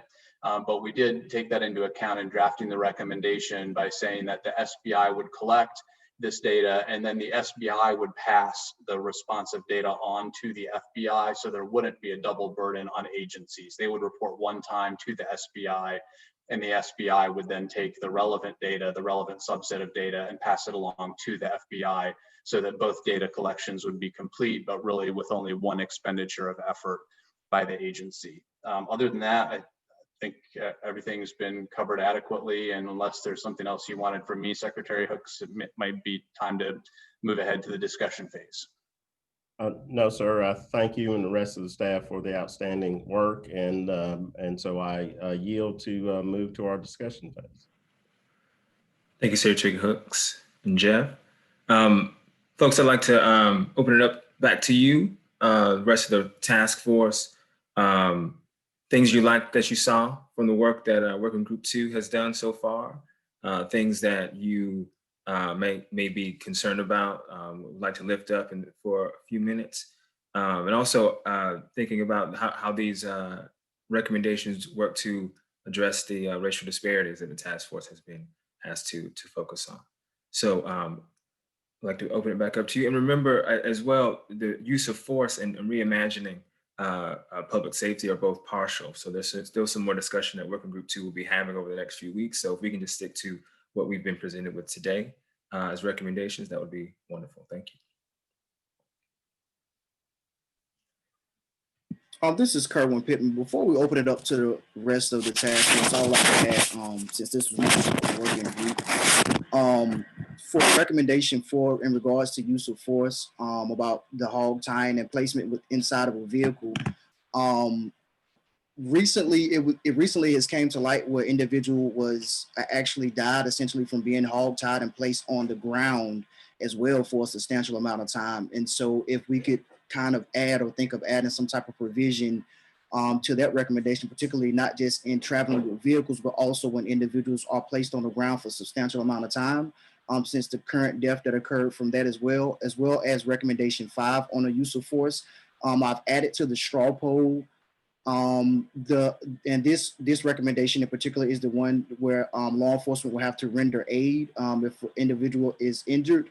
The problematic of the word and or in that statement and or states that they could call, they could render aid and call EMS, but when you put and or, you give them the option to opt out of even doing that recommendation at all and just sticking to the standard form of just calling EMS, and which most do, which when subjects are injured in some type of way instead of rendering some type of aid. And I want us to be cognizant of the fact that as quick as law enforcement will render aid to one of their constituents, one of their partners when they're injured, they should do that with the same with a subject when they're injured as well. Is no value should be placed on one human life above the other. And so the or gives them the option to opt out of that recommendation and thus make that recommendation null and void altogether. So we might need to look at the language surrounding that, as well as the reimagine the public safety recommendation 1. And this is particularly dealing with the CAHOOPS model, the STAR model. Maybe we need to, and I put this in a straw poll as well, implement some language to which we could direct some funding for these initiatives to take place. Because if there's no fundings for these initiatives to take place, initiatives like the STARS or the CAHOOPS model will not happen. I know and understand that the LEAD model is kind of in-house within law enforcement department, but the STARS and the CAHOOP is outside entities outside of law enforcement and reimagining public safety in that way. So if we could particularly put some funding surrounding that within the language, drafting from maybe state, local, or municipalities, that will be very helpful. Thank you, Mr. Pittman. And as Jasmine noted, we can make adjustments to language and things like that after the fact. So I appreciate you bringing that up. Other thoughts, things we like, things that we were excited about seeing in the recommendation, ways that you feel this addresses racial disparities in criminal justice. One question about one of the recommendations. You have a question? Yes, thank you, Mr. Robinson. So the recommendation regarding early warning system, I know Secretary Hooks, you said it was shortened just for the slide. Is the part of the recommendation about terminating officers based on complaints alone been removed, or is it in the same form for the poll that we took in the working group? My understanding, Chief, that had been modified, and Jeff or Greg. Yes, the current version of the language, Chief Letney, is establish an early intervention system. The system should identify officers who receive 2 or more citizen complaints in a month, should identify officers who report 2 or more use of force incidents, or who receive 2 or more complaints regarding uses of force in a single quarter, and then require officers to attend appropriate training and be monitored by an immediate supervisor, and to consider termination of an officer following multiple reports if multiple instances of misconduct are found. So I believe that may address the concern about mandating termination that was in some earlier drafts. Yes, that is somewhat better. And I appreciate that change. My question around this is, and it may be okay with the change in the language, though. Most agencies are going to have a progressive discipline policy, or there's going to be certain regulations that that come into play, and that has to take precedence rather than the recommendation. The initial wording could be interpreted that if an officer received complaints, then he or she should be considered for termination. And just because you get complaints doesn't necessarily mean you've done anything wrong. There may be other factors like miscommunication or just the fact that somebody complains doesn't mean that policies were violated and so on. So if after an internal investigation, these complaints were sustained, then yes, that changes the entire dynamic of it. So thank you for clarifying. Thank you. Pasted the text in the chat for those who want to see the full text of that recommendation. Thank you, Chief. That was very well noted. And Michael, I know that Sheriff Ingram had some information, so I'll step back. Yes. Thank you. Under recommendation 1, school resource officers, has there been any consideration with regards to the Department of Public Instruction providing that training to school employees, and also defining that the training delivered to the SROs would be done by the Justice Academy?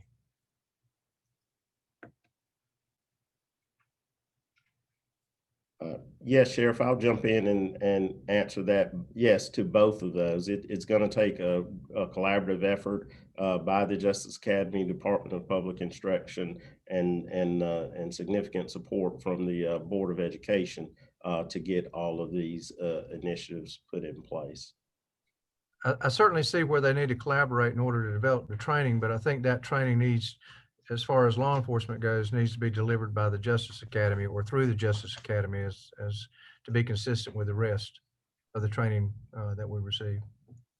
Yes, sir, I would agree with you. And that's just why it concerns me, is the way it's worded in recommendation 1, because it's worded as if the Department of Public Safety should deliver that to both SROs and school employees.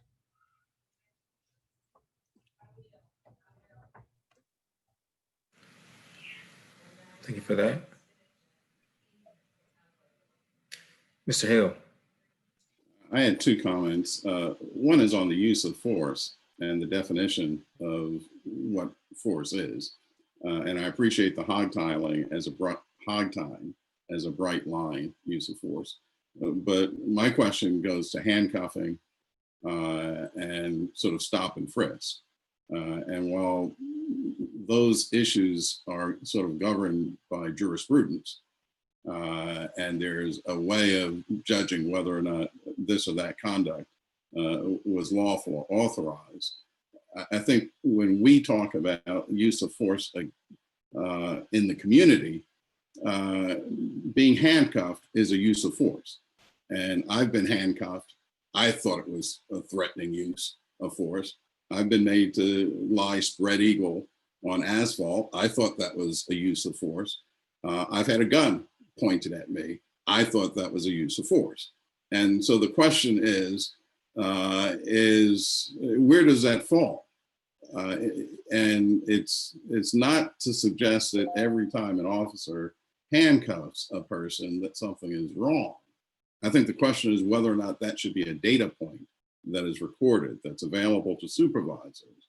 One of the things that causes problems in the community is the notion that we've got jump out squads that will jump out, round up folks, and handcuff them to conduct investigations.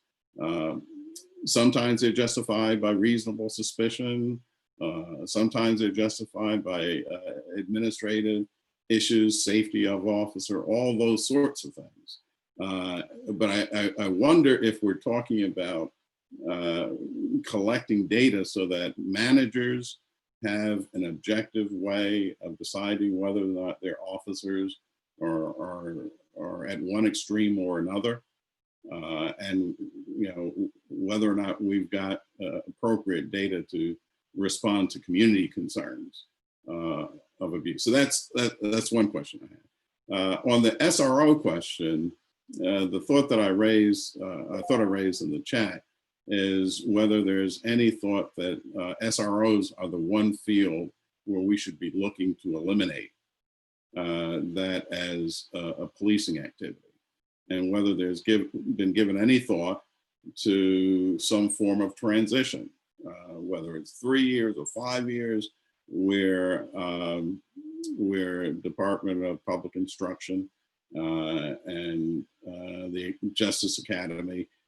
transition, and there's appropriate training of school personnel, appropriate hiring of school personnel, so that there can be some transitioning away from the use of SROs. Most of my insight on this question grows out of being a parent of 2 children who went through public schools and understanding the value that having ready and responsive police officers provide to that setting, and balancing that value against some of the threats. And I know in our experience, we had some wonderful principles that helped create that balance.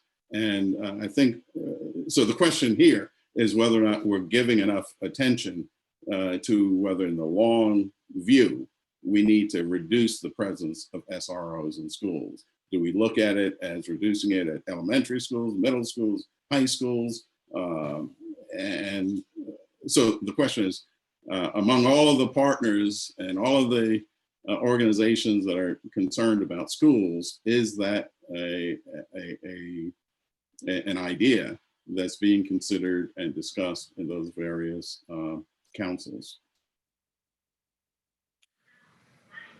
Thank you for those comments. I want to remind folks that we have the chat option. And so if you have any other comments that you'd like to make or any questions regarding Working Group 2's recommendation, I see Tally wants to respond to Henderson. We'll give you a moment to do that, and then we'll turn it back over to Justice Earls to vote. Go ahead, Tally. Yeah, thank you. I just want to say a couple really quick points. I talked to a lot of folks who are involved in school justice partnerships, and there's also some overlap with the juvenile justice part. One of the ways I looked at this is that that we were really looking at sort of the school side with school resource officers, but also how children get involved in school referrals. And one of the most important pieces I heard from so many people was this data piece, number 2. So I hope you'll really look at that and think about how it can be implemented. There's a dashboard in another state where you can look up every school in that state and understand all sorts of whether this child has in-school suspension, out-of-school suspensions, and the number of children based on race, gender, special education status. And so that's a model that we can do. And that data is absolutely available and reported to the legislature each year, but it's reported in a sort of a narrative format that doesn't, is not something that folks can really go and utilize. And then, adding to that, the school juvenile court referrals, I think would really make, really fill a piece, particularly around race for this task force that we can really understand, but also seeing the correlation between kids who get suspended and then start ending up in the juvenile courts. And then the other big piece two big pieces that North Carolina's really moved forward on are these school justice partnerships. And the more we can support those, the better, because it really does bring the schools and the juvenile courts and the larger community together on these issues, but also creates these memorandums of understanding. So there's a separation between, or that we know what is school discipline and what's the role of when we need kids to be involved in the juvenile justice system. And the last thing I'll say on the training that Sheriff Ingram asked about, what we heard over and over again was that school resource officers get a lot of training, and the law enforcement gets a lot of training, and that's important, and we need to continue to improve on that. But schools also need to know, particularly principals and teachers and all the other folks involved, what the role of school resource officers are and what the role of school resource officers is not, particularly with respect to school discipline, and how important it is for schools to understand and to have some training. And so that may be a little bit cause of the confusion, Sheriff Ingram, but that's why it was so important to have not just the officers trained, but the schools trained to understand sort of what the role is. Thank you. Thank you, Mr. Wells. I see a question from Ms. Pollard in the chat for the sake of time, I would like to know if we want to Michael, defer to. Michael, I Go ahead, actually Jay. would comment on that exact question. Okay, perfect. Go ahead. Yeah, I wanted to note that the staff intended to make the change that Kerwin identified regarding and or should be removed. And so either as people vote, recognize that I think Secretary Hooks and the staff fully supported the removal of or, and so that it just said and. So we can assume that's what we're voting on, or recognize that it will be a minor yet major edit that will be made after the vote. Thank you for clarifying that. So if I can clarify that change, so does that mean that at any time there's any injury, let me see, or anyone complains of injury, that an ambulance is called? And if necessary, perhaps? If we are going to recommend an ambulance be called on every occasion, that will have some significant impact on the EMS system that probably needs to be studied. In a metropolitan county, it may not be as much of an impact as a rural county, but in all cases, it will take an ambulance out of service to attend to something that may or may not be needed, where they will not be available to respond to other calls. So that it's not a necessarily inappropriate recommendation, but there will be other impacts I don't think that we have discussed in the working group. I'll let Mr. Pittman speak for himself. I think his concern was just that law enforcement is not waiting for EMS to render the aid, and so wanted to make sure that happened in every instance. So perhaps the cleanest thing to do would just vote on the language as it is now, and then the minor tweak we can work out afterward to make sure everybody's on board with it. And I just add one bit of clarification to that. I think the and the or was put in there for the situation in which the pressing issue may be, did the police officer have the opportunity to render aid? And we spoke about this a while ago, and we put the and or in there because the situation may not have been rendered safe enough for the police officer to at that moment render the aid. So if the situation dictates that it's not safe enough, then the or allows them to call the EMS workers in. And to just clarify, yeah, that's exactly what my intentions was, Jasmine, in regards to the and the or. It makes it gives the valuable option to make the whole recommendation null and void, and that is problematic and a concern to me. And to uplift Mr. Hill's comment, I have been getting a lot of feedback from different constituents. As I'm deeply rooted in the community as well as different arenas in regards to SROs in the school system and reimagining SROs in the school system. And so I think it is incumbent upon our working group to put that back on our agenda, to maybe reimagining their role as in phasing or whatever that may be over due time. All right. I agree, and thank you, Mr. Hill, because my recommendation was to eliminate an elementary school, which you do not see. I did not think of phasing things out. Thank you. Being a Black grandmother of 2 young males. Thank you, folks. If there are no more comments for the record, I'd like to turn it over to Justice Earls. Yeah, so my sense is that it's important that we, as task force members, know what we're voting on. and if the change is to, you know, as someone who now has to interpret legislation, I know that where you put a comma can really matter. And so I struggle when there's a change that is characterized as minor. And so honestly, if my sense is that if there's any recommendation, and whether that's the SRO and what we've been talking about, whether it's the and or problem we've been talking about, my sense is that we should vote no right now if we don't agree with the language exactly as written, and then we can come back and vote on it when we all have in front of us the language exactly as we want it, particularly because I'm a little uncomfortable saying, oh, we'll approve it now and then we'll just, I mean, I know these are provisional, but I just think that the things that we've been talking about are actually pretty substantive, is my sense. So that's, and I'm open to it. I don't know. Is it possible to just delete that question from the poll? If you give me, yeah, I'll do one poll first. Maybe we'll switch the order so I can pull that one. It's scheduled to go first. Let me work on that. If we can move forward with maybe the SRO one, I think is fine to move forward, and I will fix the use of force right now. Okay, but so I want to make sure that we're clear with the SRO. There were also concerns raised about that recommendation. I want to understand whether task force members are saying we can vote on what's there, but we need to do more, or whether they're saying they can't support it as written.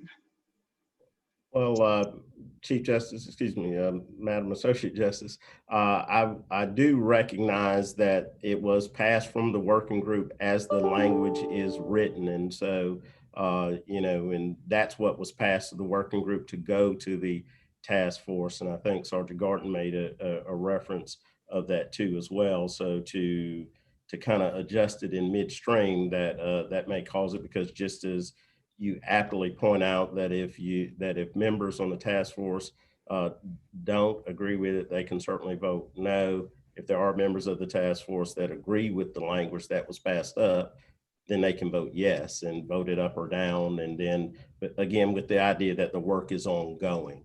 Right. So I think where we're landing is a vote no doesn't necessarily mean you won't ever support it in any format. It means, you know, you feel more work is done. It needs to be done. The Secretary Hooks, is that sort of what you're saying? That is for purposes of voting, and you know, and so, and I know we've had the discussions back and forth, but I'm trying to look more so as about whether, not so much as to how I feel, but what the process is and what the task force voted out.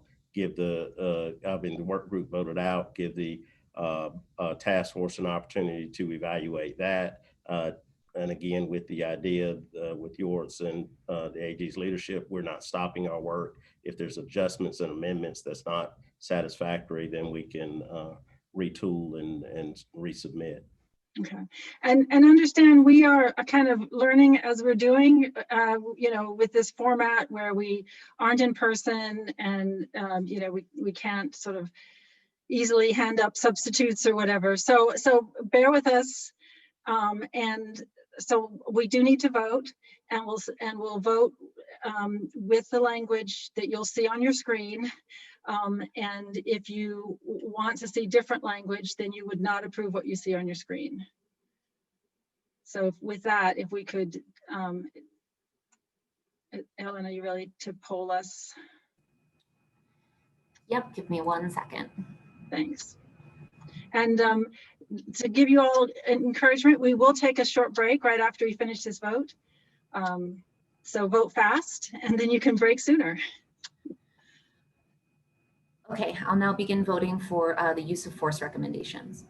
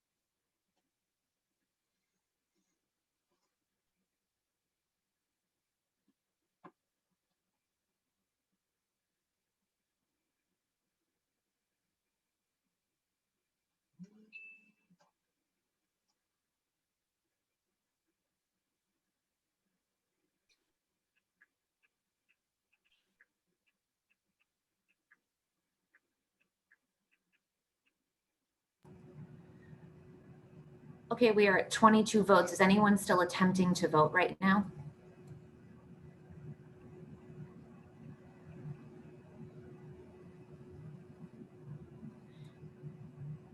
Okay, with that, I'm going to close the vote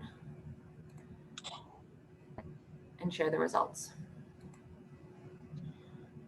Okay, let me just explain that for the recording, the actual poll and the poll results don't show up on anyone's screen. So just to note for the record, the visual record, if you will, on the first set of recommendations from work group 1, all of those recommendations ultimately were approved. And this first set of poll results for these first 6 recommendations on use of force have also all been approved.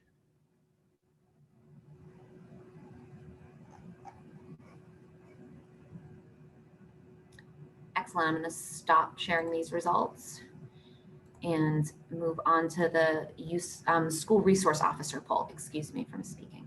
I'm going to start that now.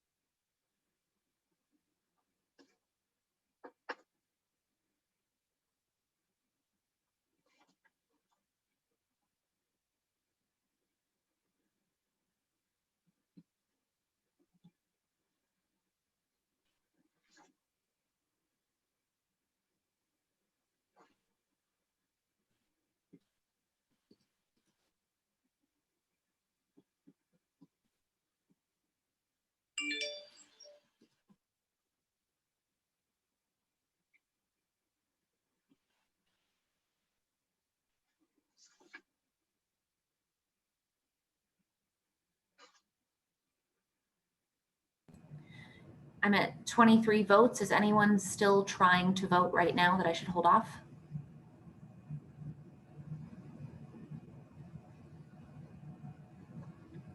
Okay, excellent. I'm going to end the poll and share the results.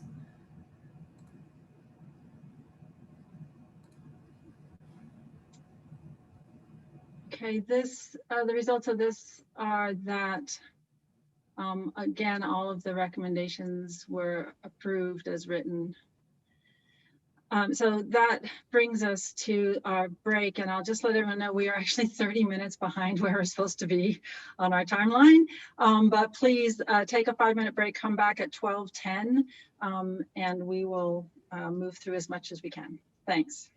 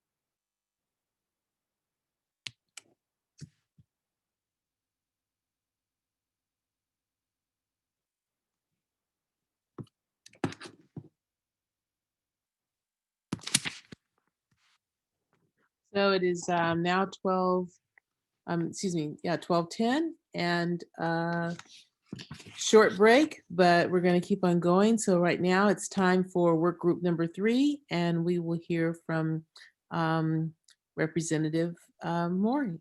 Actually, I'm so sorry. I cut us off I gave us a break too soon. We have actually 2 more recommendations from working group 2 that we still need to vote on. Ah, okay. Okay, then. My apologies. It is now time to go back to those recommendations then. So Ellen, can you put up the next set for us to vote? Absolutely. So I am now launching the poll on this Reimagining Public Safety Part 1 recommendations. Thank you.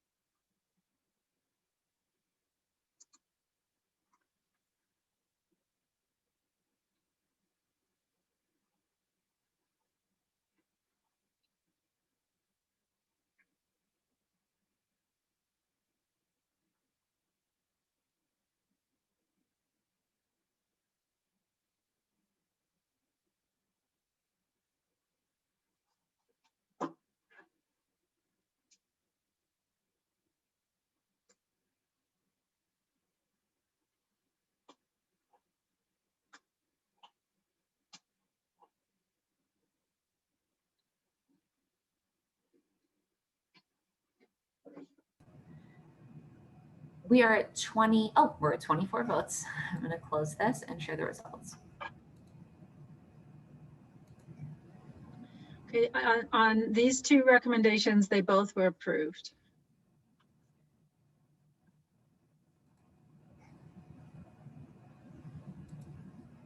Do we have any more from Working Group 2?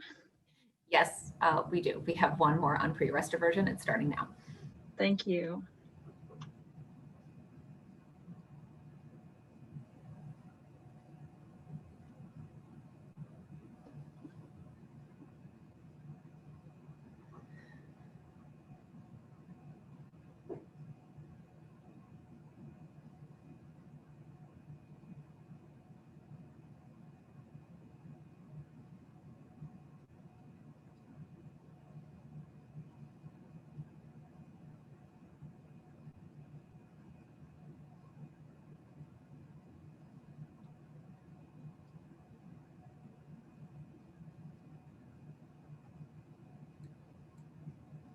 Excellent. We are at 24 votes.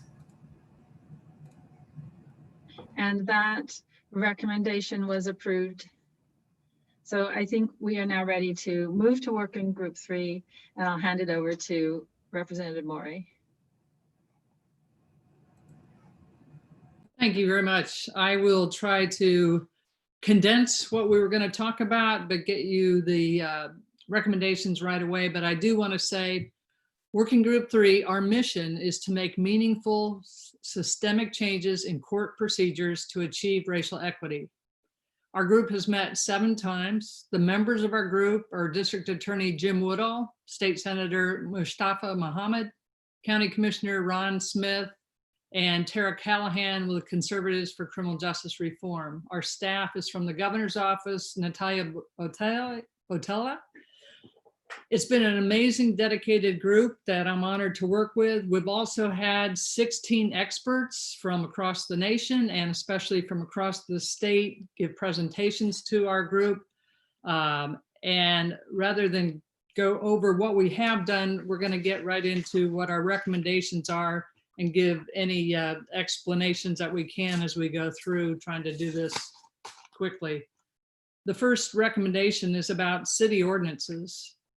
And we were all very involved, engaged in this. I think we had unanimous concurrence with our working group. We did make some minor modifications. The first recommendation is to provide a sunset provision for all local ordinance crimes that criminalize poverty or behavior in public places. Jesse Smith has presented to us that we have over 1.6 million charges each year that are misdemeanors. Most of these are nonviolent.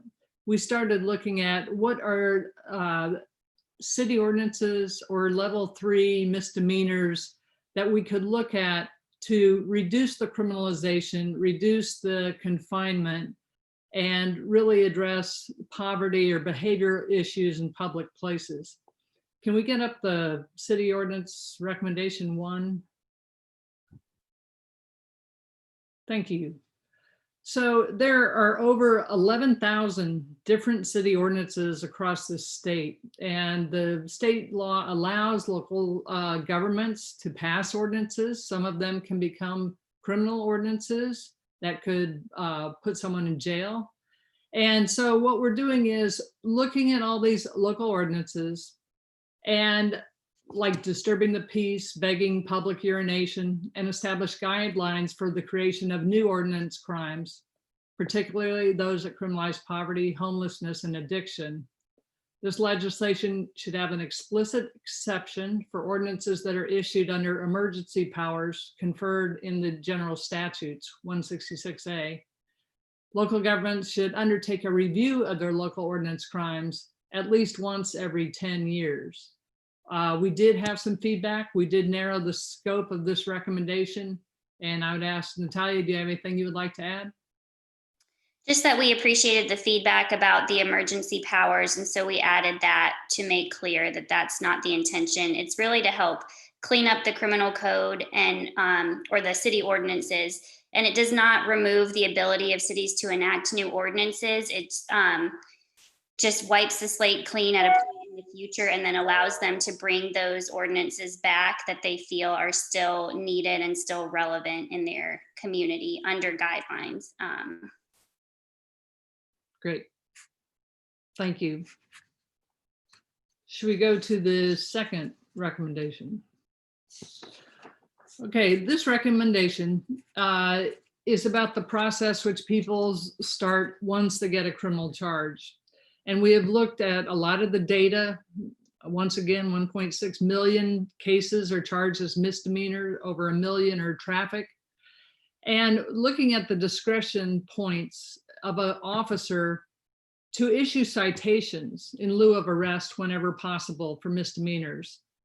For class 3 misdemeanors, which is like begging or second-degree trespass, urinating in public, or violations of local ordinances, the process shall be the issue of citations. Also, that we will encourage magistrates to issue summons in lieu of arrest whenever possible, including any civilian-initiated charges. We had a long presentation by Jesse Smith. We had as much data as we could, but there's a vast difference how counties or magistrates or officers do citations or they do arrests. And we want to get some uniformity to try and stop the number of arrests for very minor charges, that we use summons to issue people to come to court, and feel that this really will help reduce some of the racial inequities of people who are charged or put in jail on very minor charges. We have changed the language from mandating to encourage, and we want to have good data reporting and monitoring in this section. I will say the School of Government is also doing a pilot looking at this with Jesse Smith's lab, and we were totally supportive of that. Natalia, anything you'd like to add? Nope, that's great. All right, and we will come back for any questions and breakdowns of some of these cases. Our third recommendation, and this is very similar to what we've just talked about with Working Group 2, that we are encouraging diversion for law enforcement and prosecutors to work together to create diversion programs and to expand access wherever appropriate. We don't want to exclude people because of their criminal history, and consider the impact of collateral consequences of a criminal record during charging decisions. If a case should be outright dismissed, the prosecutor should not route it to a diversion program, but should dismiss it. And that we should fund and establish recovery courts and other programs to facilitate diversion. And this could be drug courts, mental health courts. These programs should be of no cost to those who are indigent, and programs and treatment offered should be evidence-based. Once again, this is not just law enforcement. Prosecutors can play a role after an arrest or after a summons to divert from prosecution. We had a unanimous consensus on this. There are excellent diversion programs across the state, misdemeanor diversion programs in Durham, I know in Orange County and Mecklenburg, and to replicate some of these programs. This had unanimous consent.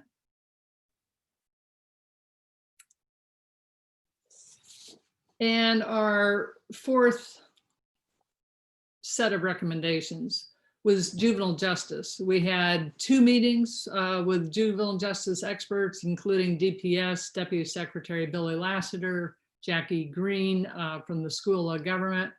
We had a long discussion about what is capacity of a young person, or what is infancy defense. And after hearing from our presenters, looking at data, we're recommending that we raise the minimum age of juvenile jurisdiction to 12 years old. So this means a young person who is in elementary school.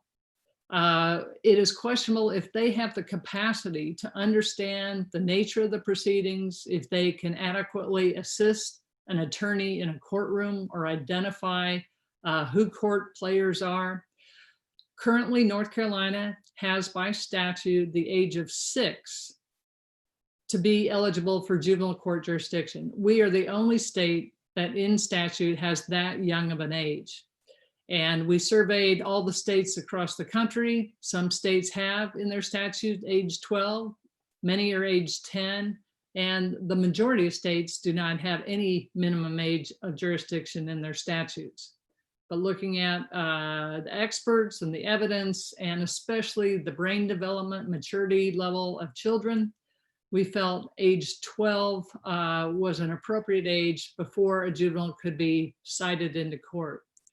This is a racial equity issue, that 71% of all the petitions that are filed are on youth of color, even though they only represent 46% of the population. The second part is before a school-based petition is initiated by a school resource officer, it can be accepted for a filing in juvenile court, that a school administrator or social worker must also sign in the petition. And finally, under the juvenile justice recommendations, that we pass raise the age legislation that now puts 16, 17-year-olds in the juvenile system. If there is an A through G felony, prosecutors are able to immediately indict them, or it can start in juvenile court and a finding of probable cause, but then there's an automatic transfer to the Superior Court adult system. This recommendation is saying, if a prosecutor, knowing all the evidence and the facts, wants to take a plea for these class A through G felonies for the 16, 17-year-olds, that the prosecutor can decide to take the plea in the juvenile court. These are our juvenile justice recommendations. We have discussed a lot of other issues. We have discussed bail and pretrial. We have more information that we're waiting for, but those recommendations will be coming. We've spent a lot of time on juvenile life without parole. We're going to do some further getting information and present that later. So this is a summary of our recommendations to date. Thank you. Thank you very much, Representative Maury. We do have just a little bit of time for questions. So if you have questions for the Working Group 3, please raise those now. This is Secretary Hooks. I'd like to just comment on the information that's provided. Excellent information. And even though I'm not a part of that working group, I would like to say for the record, the Department of Public Safety representing juvenile justice is that we strongly encourage the support for raising that age up to 12 years old. There's no way that we even want any involvement other than making community resources available for our young children in elementary school. One other thing, and it doesn't go to the information that's provided about issuing more citations, but it may be some additional work either for this work group or the next work group without taking too much time, is that there are certain citations that would require fingerprinting done. And so we need to re-emphasize to the courts that even though they may be charged on a citation, that the fingerprinting needs to be done because there are certain charges that would bar an individual from getting a handgun permit or a concealed carry permit. And if you do not fingerprint for those just because they went through a citation process, then sheriffs and them don't have the information they need to make those appropriate decisions as far as the issuing of those permits. Thank you, Secretary Hooks. I did have a question for this work group. First, thank you for the work that you're doing. Very important work. I'm speaking now from a local government perspective, who we're tasked with, of course, keeping our community safe and maintaining quality of life. Can you explain a little bit more about the sunset provisions that you were recommending for local ordinances for things like public urination, begging, disturbance of the peace? You know, certainly I'm sensitive to crimes that punish people simply because they're poor, don't have the means. But the behavioral aspect of that is what I'm concerned with, and it limits local government's ability, or would, to being able to ensure that their community is safe, because someone urinating in public is not related to him being poor. That's a behavioral issue. Now I do understand, you know, that they may have fines or penalties or consequences because of their actions that they can't pay because of poverty. But can you explain what you mean by this? Thanks a lot, Mayor. And we did discuss that. And if Mr. Woodall would like to talk, he brought up the proposal for the sunset. But I think, especially to what you said, is it a crime or is it a behavior? And we looked at a lot of these, the panhandling, the urinating public, these are behaviors. We want to redirect people, get them services if we can, but to look at all these local ordinances, try to stop that front end of the process, maybe with community service, maybe with appropriate referral. But Jim, would you like to address the sunset part of it?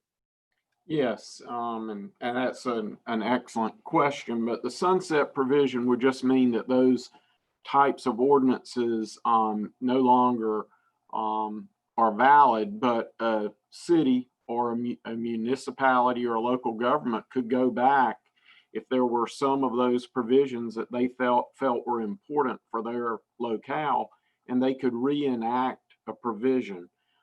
It's really a way to make local government look at all these ordinances and determine which ones are important and which ones are necessary, because we found that there are literally hundreds, if not probably, there may be thousands of ordinances across the state, many of which simply are no longer relevant. And it's also a way to make local governments look at their ordinances and determine which ones are relevant and which ones are needed for public safety.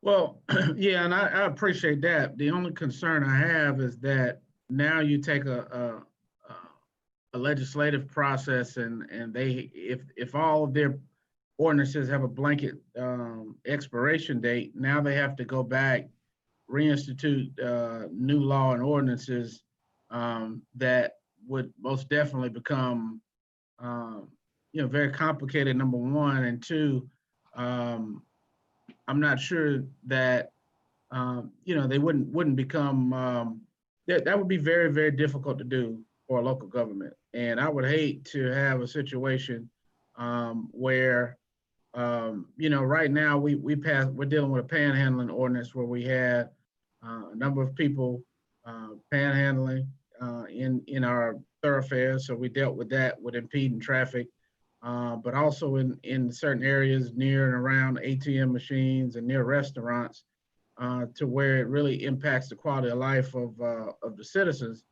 But there's no, it's only a fine that can happen. So I'd like a little bit more clarity on that before I was comfortable voting on it, because like I said, as Representative or Judge Morey said, that, we're now talking about what caused the behavior in the first place, which is totally different. That's not something that we can legislate. That's going to take resources to deal with some systemic problems that are probably that cause these symptoms to happen. But for a local government not to be able to penalize someone for urinating in public or disturbing the peace is going to be problematic. Has there been any input from, I know we have some representatives here, but from groups representing municipalities, and is this problematic from a standpoint of local determination? It could be interpreted as a top-down remedy, rather than, it says will rather than encourage them to review, will sunset them rather than encourage them to review. Who have you heard from and what was the input? Thanks, Judge Thornburg. We did introduce last session, Representative Riddell, a Republican, and I was also a co-sponsor of it. And the municipalities, the legal municipalities did share some of the concerns that Mayor Colvin said. And what we came up with, that there should be a thorough inventory across the state of what the local ordinances are, and try to weed out the ones that should not be on the books in any community, but keep some of them that are needed for the quality of life within the communities. So the league has spoken on it. We tried to have all communities do that inventory. Only 60% ever responded. I know Jesse Smith was also trying to get that a look at some of these local ordinances across the state, but they have just exploded in numbers, and many are not recognizable. Free texting is a violation of a local ordinance, and nobody knows, and it's not texting on a phone, but it's just called free text, and it's entered in the AOC database that way. So I think this is what we're looking at. It does impact disproportionately people of poverty, people who are minorities or of color, brings them into our court system, and we thought this was one of the avenues in which we could help address these racial inequities. Again, if there are other comments that you'd like to make, we do have the chat, and understand that the chat will not go away. They will be copied and by staff and shared. So wanted to assure you of that. But last thing I'd say on that, if I could have the opportunity to share that proposal with North Carolina Metro Mayors and League of Municipalities of the state, to kind of get a little bit more feedback that I could share with the work group and the task force, that would be appreciative. If we could just allow that opportunity on this one particular item. Mayor Colvin, just a process point. We did send this recommendation along with all of the recommendations you all are voting on today to the league and the City County Managers Association. The timeline was very tight for review. As you know, you all have been working very hard. We started to hear back from some folks and are developing a process for you all to get those comments back. That was one of the reasons why the chairs suggested provisional votes here today. So I just wanted to put that out for the task force's consideration. okay, I'm going to go ahead and turn this over to Justice Earls for a vote.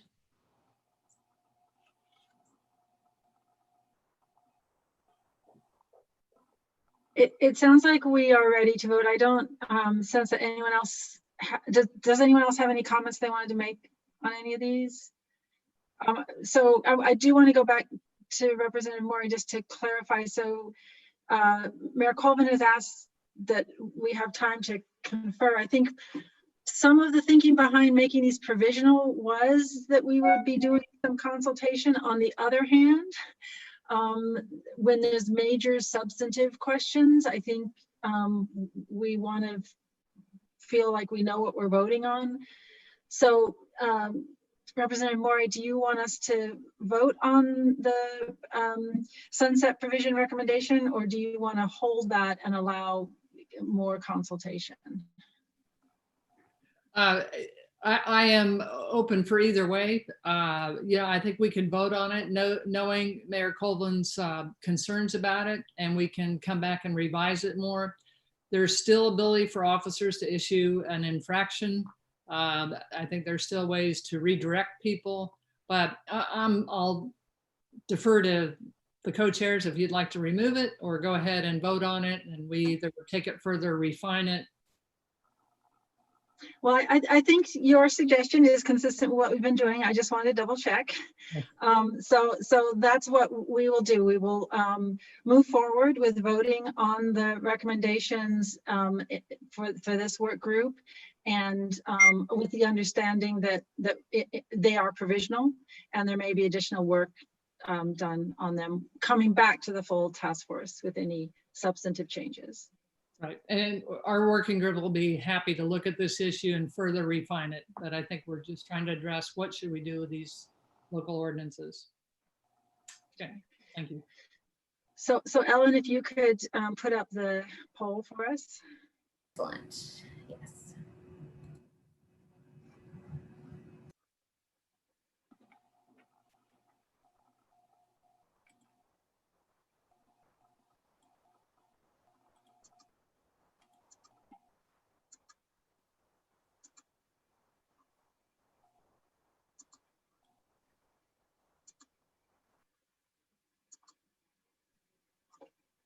And While you're considering that vote, let me also alert everyone to a question we've asked in the chat. We're running behind time, and it's important that each work group get the opportunity it needs to present their recommendations and to have discussion. And so we're asking in the chat if you would prefer to continue past 1 p.m. today, or we have a suggestion that our public hearing next week is from 10 to 12, and we could add an hour of this task force public meeting either before or after that 10 to 12 public hearing time to give work group 4 a fuller opportunity to explain, discuss all of their proposals as well.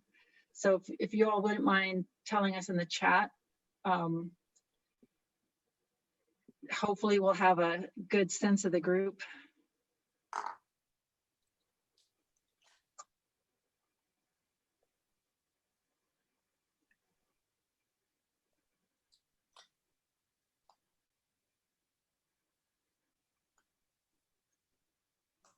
Now it's 1 to 1.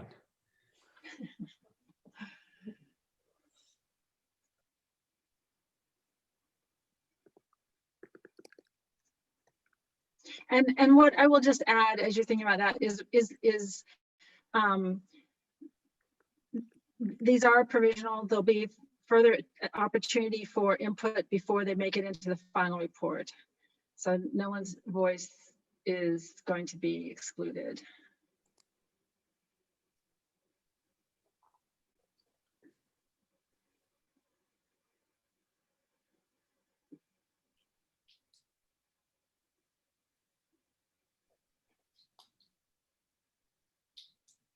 In the meantime, hopefully, have we finished our vote? We are at 22 votes, so I'm just giving folks a couple more minutes.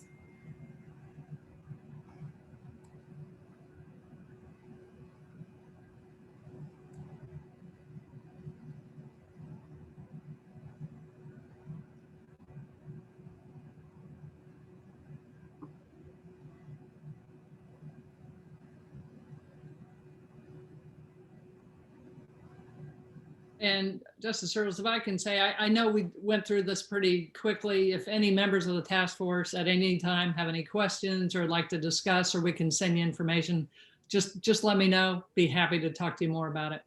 Thank you.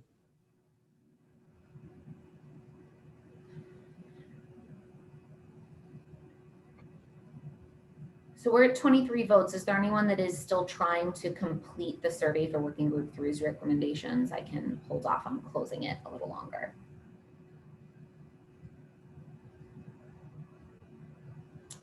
Okay, hearing no one, I'm going to go ahead and end polling and show the results.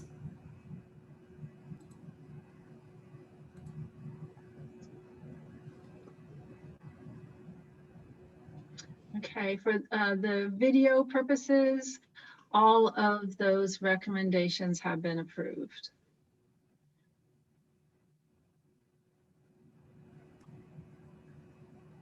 And Ellen, are there any more that we need to vote on? Oh no, all of Working Group 3's were in that one survey. Excellent. Thank you all so much. I'm gonna, it appears that the keep going votes are the majority. A few of us, including myself, have other commitments and we'll have to hop off. But we will keep going and get through work group 4. So that means I can hand it over now to you, Henderson Hill. You're on mute.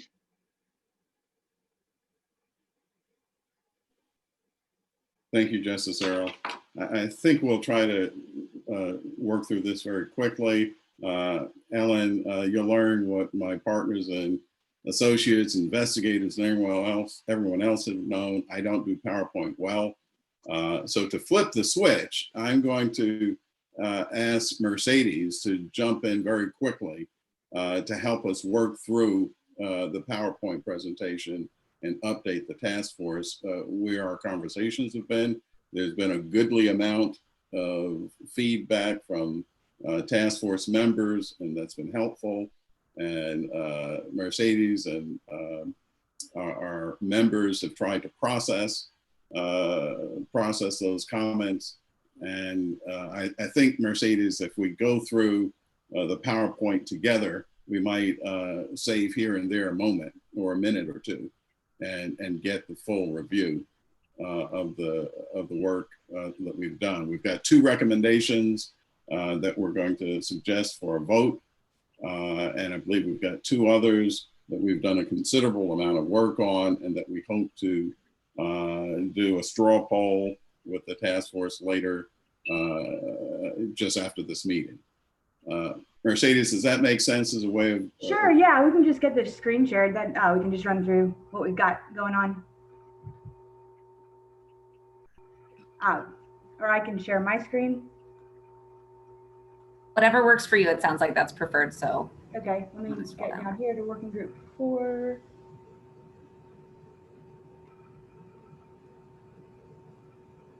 Is that, there we go. That should be showing now.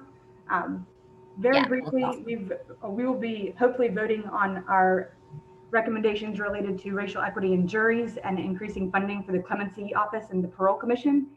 We have been discussing fines and fees and prison discipline, so stay tuned for surveys related to those. And in the coming weeks, we are looking at continuing prison discipline, the Second Look Act, death penalty, and collateral consequences. We've got a lot of stuff on our plate, but if we work through it quickly enough, we are on a schedule to get it done. Related to the jury recommendations, as we had said, there are the 4 overarching themes: fair cross-section guarantee, reviving Batson's promise, addressing juror bias, and better jury data. Breaking down these recommendations, we had some feedback on the language of recommendation 1.1, so it now reads, expand jury list sources to ensure that more eligible individuals are included in the pool. Some comments related to concerns about where the naturalized citizen list, newly naturalized citizens list would come from. Were researched, and those would probably be coming from the Citizenship and Immigration Services, modeled after a program that is active in the DC circuit. Recommendation 1.2 is updating jury pool lists more frequently and making sure that using correct addresses and reducing undeliverable summonses. 1.3 was including race data on jury lists. 1.4 was ensuring transparency at every stage of the juror formation process. And 1.5 was increasing juror pay and considering offering childcare for jurors at the courthouse. Moving on to recommendation 2, reviving Batson's promise.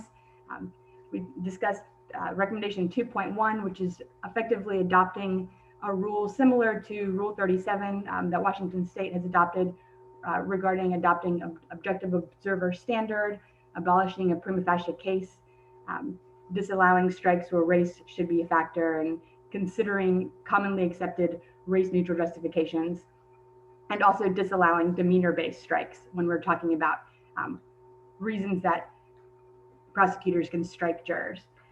Recommendation 2.2 was enabling a more effective appellate review of the Batson challenges by requiring consistent self-identification of race and gender and complete recordation of the jury selection process. And 2.3 was training, primarily to prosecutors and defense staff, and the use of desk cards. Really quickly, addressing juror bias. 3.1 had to do with juror education and instruction on implicit bias by using jury videos, pattern jury instructions, and a juror pledge. We believe there's going to be a glossary in the future that will kind of develop what the definition of implicit bias is and things of that sort. Recommendation 3.2 is a legal education of exploring bias during voir dire, and recommendation 3.3 was legal and judicial education on proper and improper reference of race at trial. And that basically is many recommendations related to education. Lastly, as relates to racial equity in juries, is better jury data. 4.1 is developing a mandatory and transparent jury data collection process. And regarding who's receiving summons, who's reporting for jury duty, who's excused, who's deferred, challenges. And then 4.2 is establishing a state commission on the jury system with an eye towards comprehensive reforms, looking at issues like data collection, jury list formation and removals, race, bias, and equity strikes, and then the accessibility of juror pool software. Very briefly, I talked about the concerns related to non-citizens serving on juries and how lists will be acquired and maintained.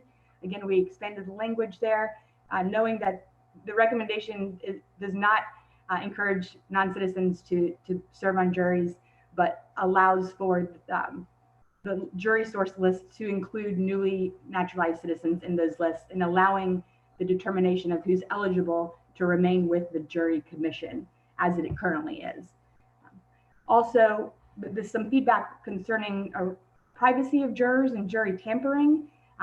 When it came to this language about amending 43.4C to require that jury lists be a public record.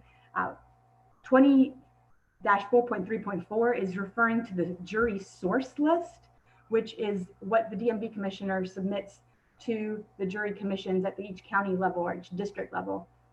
And so ultimately, the jury list under statute 9, section 4 already requires that addresses and dates of birth of prospective jurors are confidential and not subject to disclosure without an order of the court. And so ultimately, similar language could be adopted as it relates to this list as it's provided by the DMV commissioner, making sure that all personal identifying information remains confidential.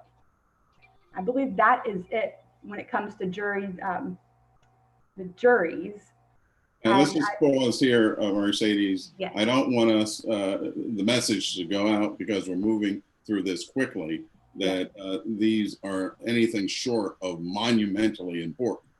I think if there's anything that undercuts the legitimacy of the system with respect to racial equity and full participation of the African American community in the justice system, is the way in which historically African Americans have been excluded from full participation in jury. So these are critically important. Our state has gone through 11 or 12 years of litigation on related matters. California, the state of Washington have dealt with some of these very similar issues in very potent ways. So I think that these recommendations are critically important. I think that the questions that have come back and the feedback have been important to raise. But I do think, I know for myself, having been involved in cross-section litigation 10 or 15 years ago, the concern about juror safety is uppermost in most litigators' minds, and nothing we make in this recommendation changes that important priority. And I was encouraged by the straw poll about the level of support for these recommendations, and thus I think it's using this expedited review at the task force seems entirely appropriate. Thank you, Mercedes. Please continue. I think we can open up for discussion and/or vote. It's up, whatever we have time for. Well, we certainly Any have comments? time for discussion. Yeah. Things you like from the recommendation just presented? Yes, Secretary Hooks. Again, this is evidence of a lot of great and thoughtful work, and I appreciate Mr. Hill and the folks on that work group. I did have one question. Could you give me a little bit of further explanation about disallowing demeanor-based challenges? I was certainly tracking on all the others and very well received. I just wanted to get a little clarity on that point. Well, thank you, Secretary Hooks. One of the recurring problems that the Supreme Court has the U.S. Supreme Court has identified and has frustrated just about every appellate court is, what do you do about the thought that this African American is excluded, but because he doesn't make eye contact, or he appears to speak lower when the district attorney is asking questions than when the defense counsel is answering questions, or he appears nervous here. there are things that seem to be very pretextual. What we have not done, but might be helpful to consider, is what the state of Washington and California have done, is identify some of these pretexts, Secretary Hooks, so that the judge has a way of knowing, yeah, these fit a pattern. These fit a pattern of behavior that we want to discourage from our state representatives or any other lawyer who's using these individual characteristics in a way to improperly exclude based on the race. So it's those intangible things, Secretary Hooks, that are discretionary and that have historically been used to exclude one set of citizens as opposed to others. When white citizens show the same characteristics, well, they don't form the basis for exclusion, but put a black face on those characteristics and they're shown the door. All right. Thank you, sir. I appreciate that. Yes, sir. Any other thoughts on jury selection and the recommendations up for vote? Also, some of the changes that were made based on comments from the straw poll.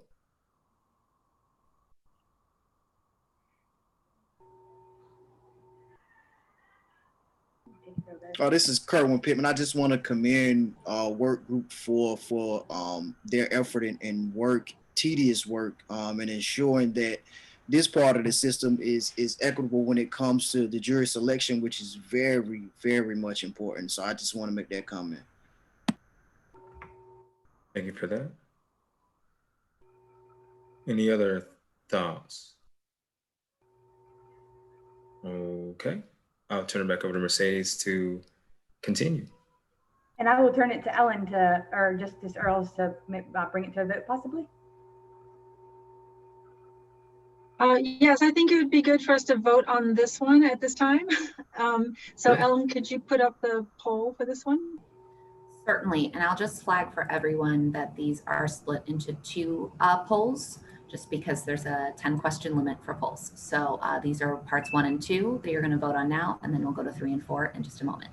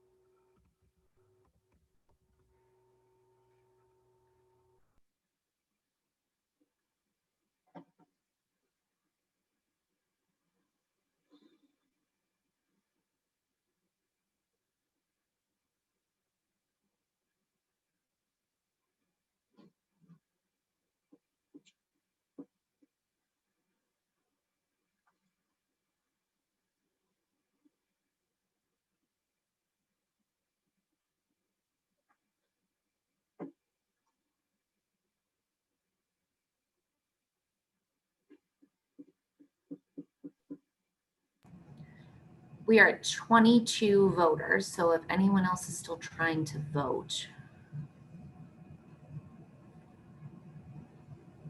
please do let me know and I can keep it open.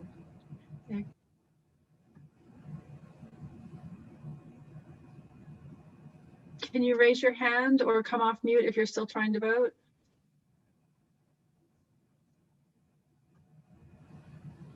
I don't see anyone else. Okay, excellent. I'm going to end the polling now and share the results.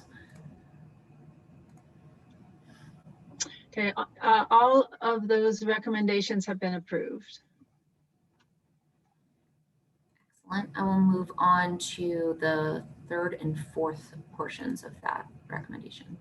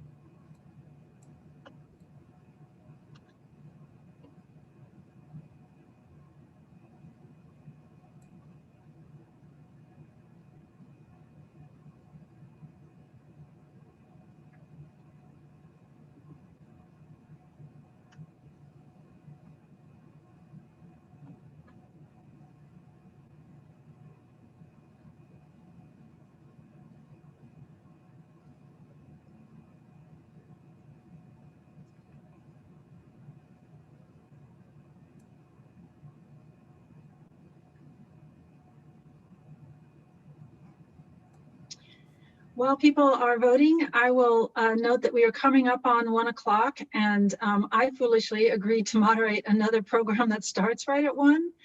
So fortunately, my co-chair Josh Stein is here, and he can report the results of that vote and carry you through the rest of the meeting.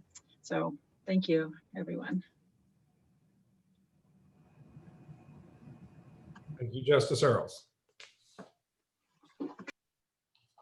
All right, we are at 22 votes for this recommendation or set of recommendations. Again, if anyone is still voting, please go ahead and raise your hand. I'll give you a little more time.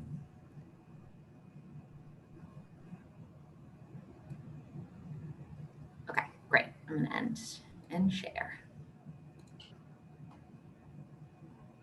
And these recommendations all passed as well, convincingly.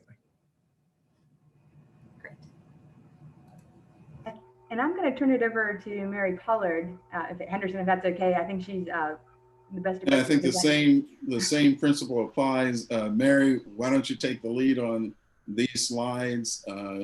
You've taken the lead at the working group. It makes sense for you to lead the task force through this discussion. Okay, sure. I've just been chatting offline with Jasmine about whether we wanted to postpone this, but I think I can be relatively brief and be respectful of your time. I know we've been going a long time, but we're doing better than I thought we were when we were 30 minutes behind. So I'm fine. Let's go ahead with this. All right. So these are recommendations relating to 2 separate executive branch agencies that we propose to bolster. One is the Clemency Office, which of course handles requests for pardons or for sentence commutations from the governor. And the other is the Parole and Post-Release Commission, which is charged with determining whether people who are serving parole eligible sentences can be safely recognized safely released into the community. It's important to recognize that these recommendations don't in any way expand the current power of the governor or of the parole commission. Rather, these recommendations are designed to allow these 2 entities to fulfill their missions and the jobs that they would like to do and we expect and would like them to do. Why is this necessary, and why is this an appropriate recommendation for this task force to adopt? Well, let's talk about the Clemency Office. We know that our incarcerated population is disproportionately people of color. And we also know that COVID-19 has disproportionately impacted people of color. And we know that prisons can't be made safe from COVID. Based on conversations I've had and that colleagues of mine have had with folks in the Clemency Office, that office is stretched very thin. They are receiving hundreds of letters from incarcerated persons who are at high risk of COVID, but who aren't sick enough or otherwise are not qualified for DPS's early medical release program. There was an example in the local news here in Raleigh a week or so back about a woman with cancer, so she's very high risk for COVID. And she's projected to be released in January, but she's too young to be considered for the DPS early medical release program. So that's the sort of case that the governor, with appropriate advice and investigation by his clemency office, could consider and commute her sentence, right? If his office had sufficient resources to investigate and make recommendations to him about who could be safely released and supervised in the community. Now, even if COVID were not a factor, and it's not going away for a long, long time, there are other incarcerated people who may be deserving of mercy from the governor, and the governor has the historic power to grant that mercy. He can't make those decisions without sufficient input and guidance from the people who work for him. Some of those folks include, and I'll talk about this more in the next part of the recommendation, folks who may have been overlooked by the Parole Commission for various reasons. I've talked with colleagues who have submitted applications for pardons on behalf of convicted people and been told that, you know, it takes a year to process these things. We're stretched too thin. We're stretched too thin. So we do recommend that the recommendation 1, immediately add personnel to revamp the operations of the clemency office. Now, the second part, or I guess the rest of these recommendations relate to the operations of the Parole Commission. As you all probably know, parole was pretty much eliminated in 1994 when structured sentencing was implemented. There are still a lot of people in prison, approaching 1,700, 2,000, I believe, who have been incarcerated since the 1970s and 1980s and early 90s, and who were sentenced to parole eligible life sentences for all sorts of crimes. Not just first-degree murder. And that population is significantly, disproportionately African-American. A long time ago, I thought that when someone became eligible for parole in North Carolina, they would get a process like you used to see on TV or in the movies, right? The incarcerated person could make a case for their safe release to a commission would deliberate, and a decision would be made. But that's not how it works at all. I was involved in litigation of a case against the Parole Commission 5 or 6 years ago that was brought by a man who had been convicted for an offense committed when he was 14 years old. And he was challenging the adequacy of the parole process. And the federal judge ordered or held that our parole process here in North Carolina was unconstitutional for people incarcerated for crimes committed as a juvenile, because that class of people is entitled to a meaningful opportunity for release. And you know, the findings from that judge's order pretty much outlined how the process worked. There was no meaningful notice, no opportunity to be heard. The parole commissioners would be provided separately with a summary from parole case analysts without input from the incarcerated person. The parole commissioners vote separately, they don't deliberate. Provided very little information about the applicants, and they would vote on approximately 91 cases a day, because they don't just vote on parole for folks under fair sentencing, they vote on all sorts of things.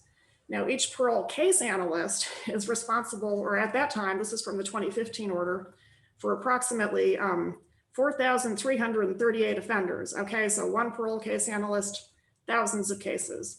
Now, as a result of that litigation, there's an improved process in place for the relatively small group of folks convicted as juveniles. They get notice, they have an opportunity to make a case to a commissioner about why they've been rehabilitated and can be safely released. And if parole is denied, they're supposed to get an explanation that is sufficient to help them figure out what they need to do to earn parole in the future. And when we were negotiating the settlement of that case, it became abundantly clear to us that the main impediment to improving this process for these folks and for all parole eligible offenders was simply lack of resources, simply lack of personnel and resources. So the recommendations we've made here, I hope, would allow for that sort of process for all parole eligible people. And especially, as we've noted in this recommendation, for people who would have served their sentences years ago and been released had they been sentenced under structured sentencing. The commission gets the commissioners get a numerical report every year on those folks, but no other information. But we know it's somewhere approaching 200. So there's a fair number of those folks. So just looking through the recommendations, recommendation 2, add staff. Recommendation 3, require implicit bias and racial equity training for commissioners and all staff. That was suggested in a conversation I had with one of the commissioners. Recommendation,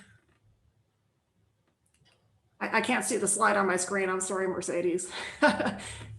It's, I think the final recommendation is to require the parole commission to basically give notice and an opportunity to present evidence and make a case and be provided with a little bit of due process or a little bit of process. So, so that's it. I'm happy to answer questions. Or Anderson, you have anything to add?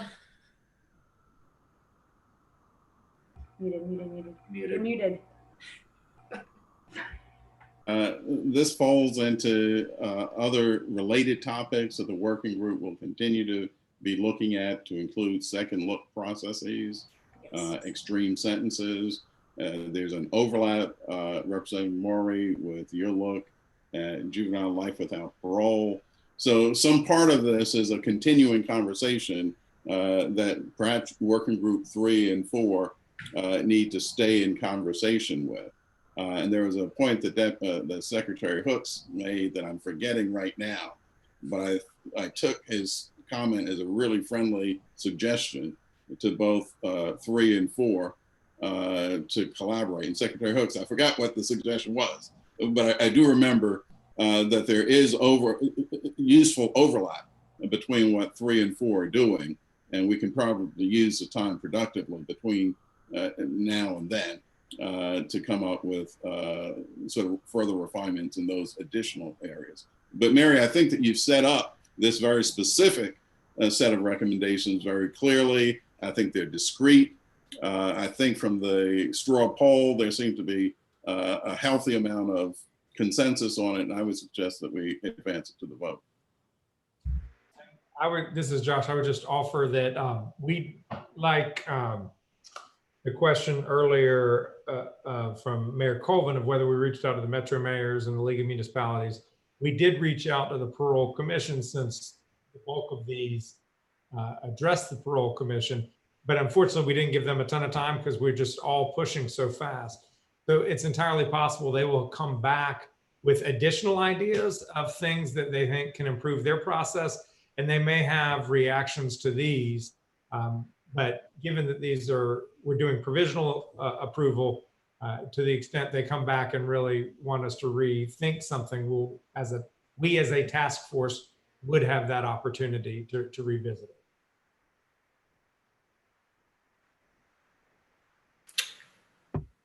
Quickly before we move it to a vote, does anybody have any comments on what Mary so eloquently shared?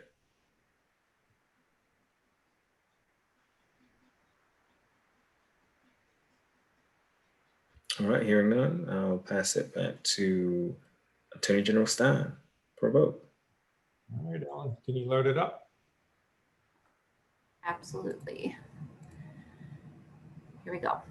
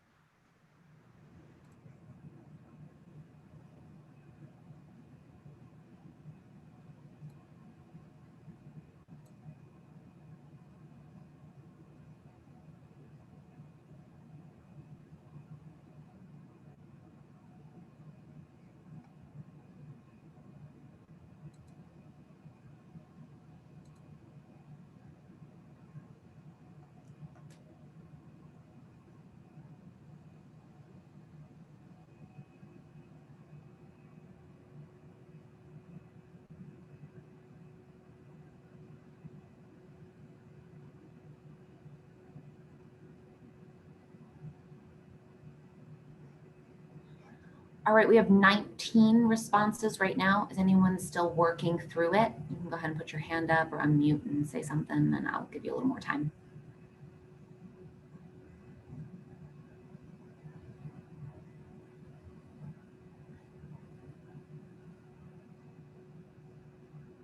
Okay, great.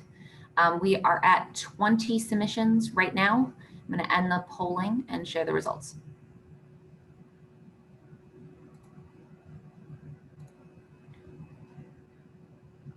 Those watching on YouTube who can't see the results, they all passed either unanimously or by a healthy margin.